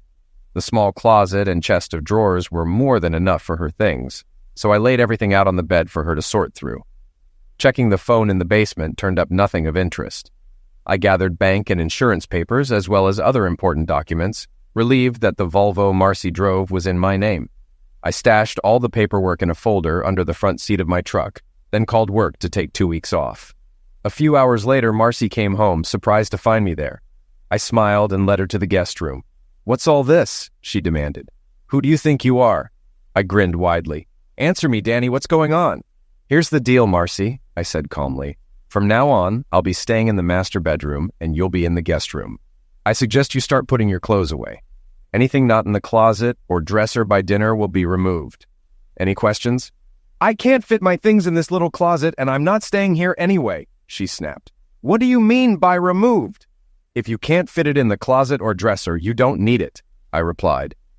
"That's not happening, Danny," she said defiantly. "Whatever game you're playing won't work. You're dead meat." "I suggest you start organizing," I said, unfazed. "I'll be back later if you have more questions." "Fool," she muttered the third time that day. I had to be doing something right. With Marcy preoccupied, I went to the kitchen and emptied her purse, carefully picking out what I wanted. I took her phone, car keys, driver's license, and all credit and debit cards, leaving the rest. Grabbing the car papers from my truck, I drove her Volvo to a friend's used car lot across town. I sold it to him at a good price with the condition that he'd resell it outside the city. After paying off the remaining balance, I still had a few extra $1,000. I was just about to head to Taco Bell for lunch when my cell phone rang. "You fool!" she screamed. "What did you do with my cell phone? And where the hell is my car?" I was pleased she didn't call me a fool this time. She was calling from the home phone, which was a promising sign. I put on my most apologetic tone. "I'm so sorry, honey. I needed the cash to hire a lawyer to defend myself against liquidation charges. I promise I'll get you a new car as soon as I'm out of prison." When I hung up, still hearing her curse on the other end, I turned off my phone. After that conversation, I knew I needed a lawyer. Staying married was out of the question, but that would have to wait. I was next in line to order. Todd and Terry were home when I arrived, and I went straight to my son's room, ignoring Marcy except for a few glances. She didn't look pleased. The boys were eager to show off the models they'd built. As Marcy started on dinner, I wandered to the guest room, where my clothes were back on the bed, and hers had been moved to the master bedroom. I chuckled, but decided not to argue. She seemed set on her decisions. When Marcy called the boys to wash up, I went to gather my things from the guest room. Although I was tempted to toss out her belongings, that would be too petty. Instead, I made a reservation at Red Lobster. Money wasn't an issue. I had cash left even after putting down a retainer for the divorce lawyer. Dinner was good, especially the cheese buns. Just as I finished, my phone rang again. Hoping it was work or Detective Green, I was disappointed. It was my wife. "Danny," she said, annoyed. "How am I supposed to get to the store?" "We need milk and a few other things." "I'll take you when I get home," I replied, suggesting she plan trips for Saturdays when I don't work. "I'll feel better if you don't go alone." Before she could respond, I cut in. "They're calling me again. We'll talk later." I hung up. The second call was from Kyle. Detective Green interviewed everyone, individually and as a group. All the stories checked out. Tom Tingle, the floor manager, backed you strongly. Said there's no way you could have left. "Tom kept us all under close watch," I replied. "He'd vouch I was there all night." But I knew if anyone wanted to prove I'd liquidated Tony DeMarco, they could, though it seemed no one was trying. I got home just in time to tuck the boys in. Marcy sat on the couch with a glass of wine. I grabbed a cold Foster's from the fridge and took my seat. With the TV off, it seemed like a good time to talk. "So, Marcy," I started, "how's the plan to turn me into a joke going?" That ended things quickly. She drained her wine, stood up, and walked to her room. "I thought you wanted to talk," I called after her, but she disappeared. I took my beer and checked the answering machine. Her first call was to her sister Marge, who clearly knew about Marcy's affair with Tony and supported her completely. Good to know. The next was to her mom, who was clueless. Marcy painted Tony as a friend of Karen's and claimed I was jealous, saying Tony had scolded me for it, which made me angry. She didn't outright accuse me of eliminating him, but her mom seemed to pick up on that. Marcy also called the cell company, trying unsuccessfully to replace the phone I took. She reported her driver's license stolen to the DMV. who advised her to inform the police and requested a new credit card, only to find her account closed. Busy day, I thought. The last call was from Karen, who lived just a few houses down. They'd talked instead of meeting, which worked in my favor. I picked up two important details. Wally was still coming from Detroit, and Marcy planned to stay low until he arrived. The next morning, the guys and I left the house early, well before Marcy woke up. We got back after lunch, and Marcy insisted I take her to the grocery store since she didn't have a car or license. Later, as she prepared dinner, I checked the recorder. Wally had arrived and immediately called Marcy. They had an intense conversation. He believed everything she told him and wanted revenge for Tony. Wally and Tony were childhood friends, so he wasn't willing to let it go. He gave Marcy his address, asking her to call him the next day. Marcy excitedly shared the news with Karen, sounding like a different person from the woman I'd married. I couldn't believe how suddenly she'd changed. It was as if eliminating her lover had made me the enemy. That evening, I went out to grab something to eat, putting off dealing with Marcy. The lawn needed mowing again the next day, giving me an excuse to stay out of her way. Around 11, Marcy's parents arrived to take the boys for a sleepover, though I hadn't been told in advance. Grandma Wilcox assured me she'd have them at school on time, so I didn't object. I was eager to check my phone records, but decided to grab lunch first. After a quick shower, I went to see Dennis, while Marcy stayed silent about my not eating at home. It turned out Marcy and Wally had planned a way to avenge Tony's pass-away. If I didn't already know their scheme, it would have seemed almost laughable. The plan was for Wally to sneak into the house through the unlocked sliding door, and they'd make it look like a robbery gone wrong, where I'd end up shot. Marcy and Karen were supposed to call emergency if they heard fire shot. It struck me then that I hadn't changed my life insurance beneficiaries. After sarcastically kissing Marcy goodbye and getting a rude gesture in return, I spent the evening at my parents' and borrowed my dad's short-barreled snake charmer rifle, perfect for what I had in mind. When I got home, Marcy was already in bed with her light on, apparently reading. Karen's voice was the only one on the answering machine, boasting to Marcy about her day with Wally. She promised Marcy everything would be ready that night. I spent about 20 minutes swapping out the rifle shells with rock salt instead of buckshot. I had a leftover bag from last winter. I didn't want to eliminate Wally, just stop him. I got comfortable in my chair with my cell phone nearby and waited. Just after midnight, I saw Wally on the deck. I dialed emergency, reporting an intruder, saying I feared for my life, and left the line open. Wally slid the patio door open and stepped inside. Once he was fully in, I fired, aiming low. The shot threw him back out onto the terrace. A second shot struck him, and he fell off, breaking the railing. His screams confirmed he was still alive, though the rock salt clearly hurt. The shots were deafening in the house, my ears ringing. I turned on the lights, and Marcy came running into the room, yelling incoherently. Ignoring her shouts, I checked on Wally. A .22 Ruger with a silencer lay nearby. Marcy kept screaming until I pointed the rifle her way, and she quickly bolted from the room. Wally had broken his ankle in the fall. Seems he got lucky. 10 minutes later, a police car pulled up. I placed my tool on the floor to avoid any misunderstandings. Pointing to the phone, I watched as one of the officers informed the emergency operator that things were under control. They asked who else was in the house, and I mentioned Marcy was in the bedroom. They brought her out, but she unleashed a stream of curses that none of us could quiet. Finally, a large female officer took Marcy's hand and led her outside. I spotted Karen with the other neighbors and gave her a sarcastic gesture. She quickly turned away, lifting my spirits. The ambulance arrived for Wally just as Detective Green showed up. We exchanged smiles, and I couldn't help but grin back. The big officer brought Marcy back inside to get dressed, and after she calmed down a bit, we headed to the police station. I insisted we take separate cars, and Detective Green let me ride with him. We didn't speak on the drive, but Green gave me a knowing look. After a short talk at the station, he released me around sunrise. They'd kept me up all night with endless coffee. A patrol car took me home, where I was surprised to see no crime scene tape. It was as if nothing had happened. The rock salt didn't even crack the glass door. I guessed Wally had taken the worst of it. Exhausted, I fell asleep and didn't wake until afternoon. Heading into the kitchen, I was surprised to find Detective Green already there, reading the paper and drinking a coffee he'd apparently made himself. I poured myself a glass of orange juice and sat across from him, still wondering how he'd gotten in. "You're a tough guy, Mr. Mercer," he remarked, his eyes still on the paper. I kept quiet, unsure if he was serious or joking. After a moment, I excused myself to shower, shave, and grab a bite to eat. "Take your time, Danny. I've got all day," he called after me. I made 2 hefty sandwiches with pork, and when I returned, Green joined me, silently sipping a beer. We ate in silence until he finally broke it. "Got questions, don't you, Mr. Mercer?" he asked, glancing at me. "I'd say the same about you," I replied. He signaled for the waiter and ordered another round of beers. "We've been questioning you all night. Now it's your turn," he said, leaning back. "Fine. First off, where's my wife?" "She's still in custody. She'll be arraigned this afternoon." That caught me off guard. Did her parents get her a lawyer? I was careful not to reveal too much, though his answer raised more questions. Good to know her family's there for her because I won't be. "If there's anything else you'd like to share, go ahead," I said, gauging his reaction. He chuckled and took a long sip. "One more thing. Ever record your wife's chats with Mr. Williams?" "You mean Wally? If I had a tape like that, would you want it?" "It could help," he replied.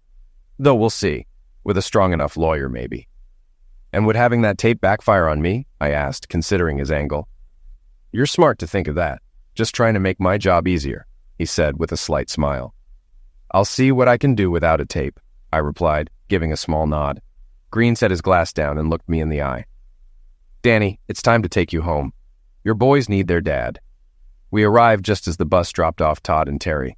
They were excited to meet my detective friend and asked to see his badge. Green played along, asking, "So who built the tugboat and who built the monster truck?" "I built the truck," Todd said proudly. "I made the tug. Want to see it?" Terry offered. "Maybe next time," Green said, smiling as he walked to his car. As he left, I realized he knew more than he let on, especially about the pink paint. He had me exactly where he wanted, and I was helpless to change it. That evening, we ordered pizza, and the boys didn't ask about their mom. After dinner, Marcy's father called, asking for help to post her bail. I declined politely, sensing he didn't fully understand, but was trying to be supportive.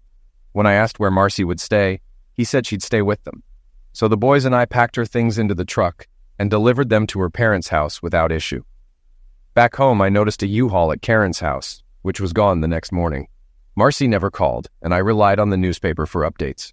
I learned there was no trial. Marcy blamed Wally, and he claimed it was her idea. In the end, they both pled for leniency.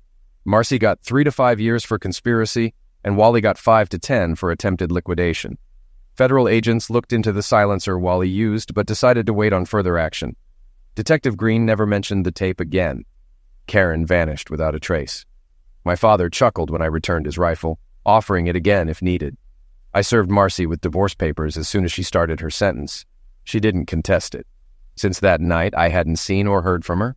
I sold the house and moved back with my parents, who helped me take care of the boys since I couldn't manage work and parenting alone. My coworkers welcomed me back, even offering me a day shift, which I turned down. I took the boys monthly to see their mother at Muncie Women's Prison, waiting in the car while they visited. In good weather, they met outside where I could see them, but never asked or talked about it. This arrangement suited us all. Then I got a call. "Hello, is this Daniel Mercer?" a woman's voice asked. "Yes, this is Daniel," I replied.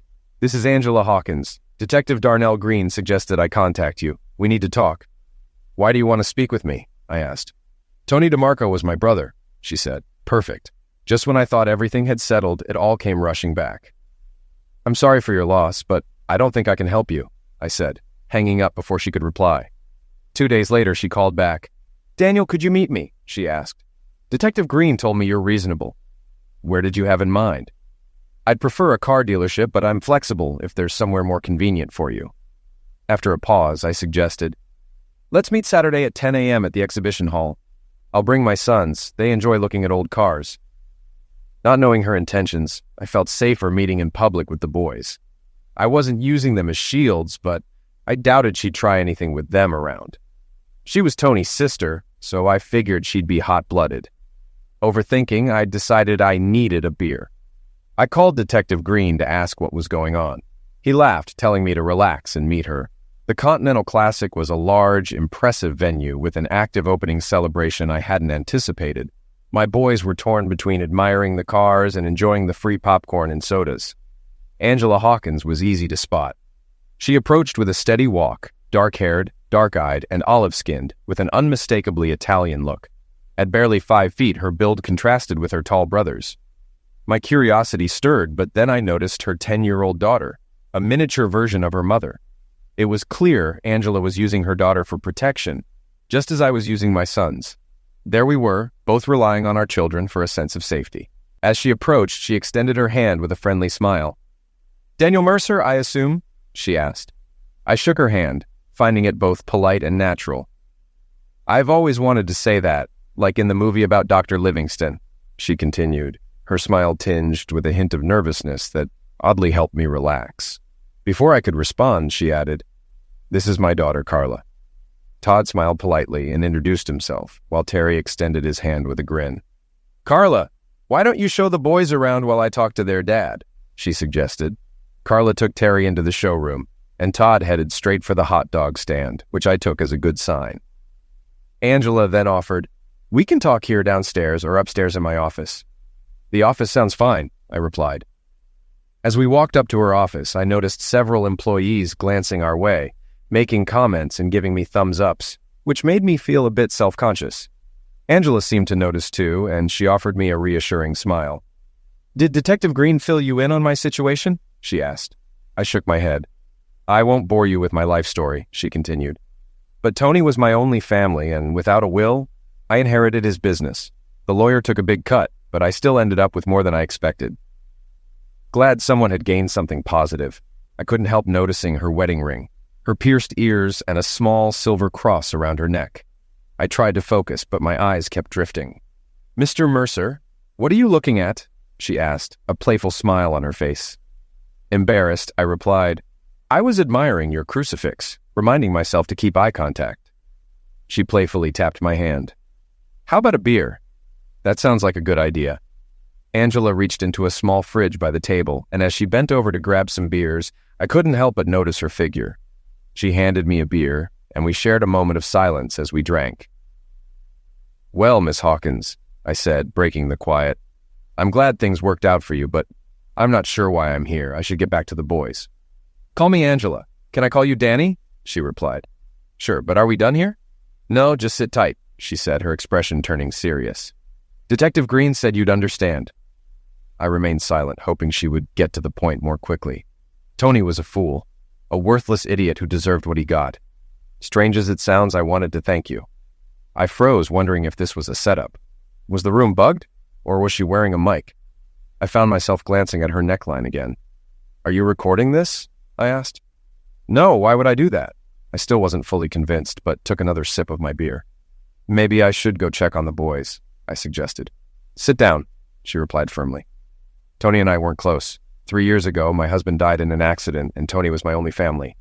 I asked him for help, but all he did was cover a few funeral costs and then ignore me. "So his pass away worked out for you?" I probed. "Yes, maybe it's helped you too. We can just be grateful and leave it at that." Angela finished her beer and smiled faintly. Then suddenly she added, "I need your help. You're the only one who can do it." "What do you need?" I asked. "I want you to be the general manager here." "You're crazy. I don't know anything about luxury cars. I already have people who handle that," she said. "Then why me?" Angela hesitated, looking around. "Did you notice how my staff reacted when you walked in with me?" "Yeah, I saw," I replied. "They didn't even smile. They think you liquidated Tony, and they're terrified of you, almost respectful. Do you get what I'm saying? They don't respect you? No, they're undermining me at every turn, and I can't stop it. So what could I do? Just be here. With time, we'll both learn enough to control things, but until then, I need you to keep them in line. I'm a decent guy, Angela. That's why Tony and my wife thought they could manipulate me." She relaxed a bit and smiled. "Didn't turn out so well for them, did it?" Oddly enough, I found myself laughing too. Over the next half hour, Angela and I discussed the terms. She was more than willing to offer a salary and benefits that surpassed what I had at the factory. If things didn't work out, I could always return, but going back wasn't what I wanted. I wanted things to improve. Todd didn't look so well when we got downstairs. He'd had too many hot dogs and sodas. Terry, on the other hand, was having a great time, chatting more with Carla than looking at the cars. This was definitely a good sign. Todd got sick in the truck on the way home and missed dinner. On Monday, I started my new job. Everything went as Angela had said it would. I was surprised by how quickly I adapted. I made friends with several employees and began learning the operations. Glenn, who had greeted me with a big smile on the first day, turned out to be my biggest supporter. Most employees wanted the business to succeed and were happy to work without fuss. Angela let me start firearm training for security, and I found I enjoyed it. I was living up to my reputation. Detective Green stopped by for coffee now and then, mostly for light, friendly chats. Eventually, he shared a bit more about himself. 3 years ago, I was a cop in Philadelphia, he said. One day, I came home to find my wife in bed with my boss. I knocked him up right then and there and kicked my wife out. The department gave me a choice, quit or be fired. Within a week, I had a job here. But before I left, I made sure that the guy who slept with my wife got fired too. I didn't ask for more details. It was his business. But I could see why he had my back. The boys agreed not to tell their mother about my new job. During visits, they occasionally commented on the long drive, but they seemed to understand it wasn't optional. I felt it was important for Marcy to see her sons, not for her sake, but as a reminder of what she lost. I know, it was cruel to use my kids this way, but I couldn't deny the satisfaction. Angela and I began spending more time together at work and outside of it. One weekend, the boys insisted we take her and Carla to Noble Grove. Most of the time, we stayed close to home. Living arrangements made a romantic relationship difficult. I was interested in Angela, but it felt awkward. I was still living at my parents' with the boys, and Angela and Carla shared a small one-room apartment. With things going better than expected, Angela started looking into buying a house. She spent a lot of time online searching for the perfect place. One day, she called to explain why she wanted a 4-bedroom home. "Danny, I think it's important for each of the boys to have their own room. Better to handle this now than later. Don't you agree?" "Of course." I instantly recognized the question had more to it. It was clear Angela saw me as more than an employee. This romance had potential. "Yes, that sounds good. And maybe a split-bedroom plan would be wise. I'd rather the kids weren't too close to the master bedroom." After saying that, I left the office and noticed her smiling. Our relationship was unusual. We hadn't been physically engaged, not even kissed, but I felt closer to her than I had with Marcy in 12 years. 2 days later, when my divorce from Marcy was finalized, we celebrated at Red Lobster. The kids didn't know the reason, but Angela did. Later, while the kids were watching pay-per-view, Angela pulled me aside in the kitchen, stood on her tiptoes, and kissed me. We were laughing and hugging when Carla walked in. "Oops, sorry, Mom," she said, turning away. "Guess it was about time." When we rejoined them, Carla whispered something to Terry, and they both smiled. Angela and I kept things reserved for the rest of the evening, but I looked forward to what was next. The following day, while the kids were at school, Angela and I took an extended lunch break and returned home, finally releasing all the pent-up energy. We got back to work just before closing. After that, long lunches became a regular thing, and Angela got serious about house hunting. Detective Green stopped by often, mostly to chat, though he occasionally glanced at the cars. He had developed a fondness for a Studebaker Hawk once owned by Roger Ebert, and Angela had offered him a good deal on it. "Danny, I need you to take me to Marcy," she said one day. Her request surprised me. The boys and I had been visiting Marcy less frequently, but she never seemed to mind. "Is there a reason?" I asked. "Unfinished business. I need to wrap it up," she replied. I still didn't fully understand what she meant. I grasped her words, but struggled to comprehend the underlying idea. "Do you want me to go in with you?" I offered. "Just drive me. You don't need to stay with me during the talk," she said. It was a warm, sunny fall day when we arrived in Muncie. The prisoner meetings were held outside, so I parked near the fence. 10 minutes later, Marcy and Angela came out to the courtyard and sat at a table. They started talking and smiling, almost like old friends. But after 5 minutes, the mood shifted. Marcy's smile vanished. She stood up, leaning over the table, glaring at Angela, who still looked completely calm. Suddenly, Marcy lunged across the table, trying to grab Angela. Security quickly intervened, pulling Marcy back into the building as she kicked and yelled. Angela turned to glance at me, smiled, and shrugged before leaving the visitor area. She was still smiling as she got back in the car. "What on earth was that all about?" I asked, bewildered. "Your ex-wife is quite the piece of work," Angela laughed. We drove a few miles and she adjusted her seatbelt. I introduced myself, and at first she seemed glad to see me. Everything was fine as long as she thought I was on her side. I admit, I misled her a bit at first. "What did you say?" I inquired. I told her I came from Baltimore to get revenge. "She probably assumed you meant revenge against me," I guessed. "Exactly. I actually meant I was going to get even with Tony by taking over his business. I guess you can get revenge on a dead guy, right? Sure, but what made her so mad? Angela asked. She started pressing for specifics like when and how. Obviously, she thought I was talking about you. Now I was curious. So, what did you tell her? I told her it would take a long, long time and asked if she wanted updates. She eagerly agreed, wanting every detail. But when I explained my plan, she lost it, just went wild. I laughed. That's priceless. All right, so what's this plan to liquidate me? I'm all ears. Angela's smile widened. I told her I'd do it by having sex with you until you drop dead. And that's it? I asked, surprised. Yep, funny, right? I thought she'd get angry, but I didn't expect her to completely lose it. We sat in silence for a moment, both smiling. I couldn't have been prouder. So when's this attack supposed to start? I asked, grinning. As soon as we get to the next motel, silly.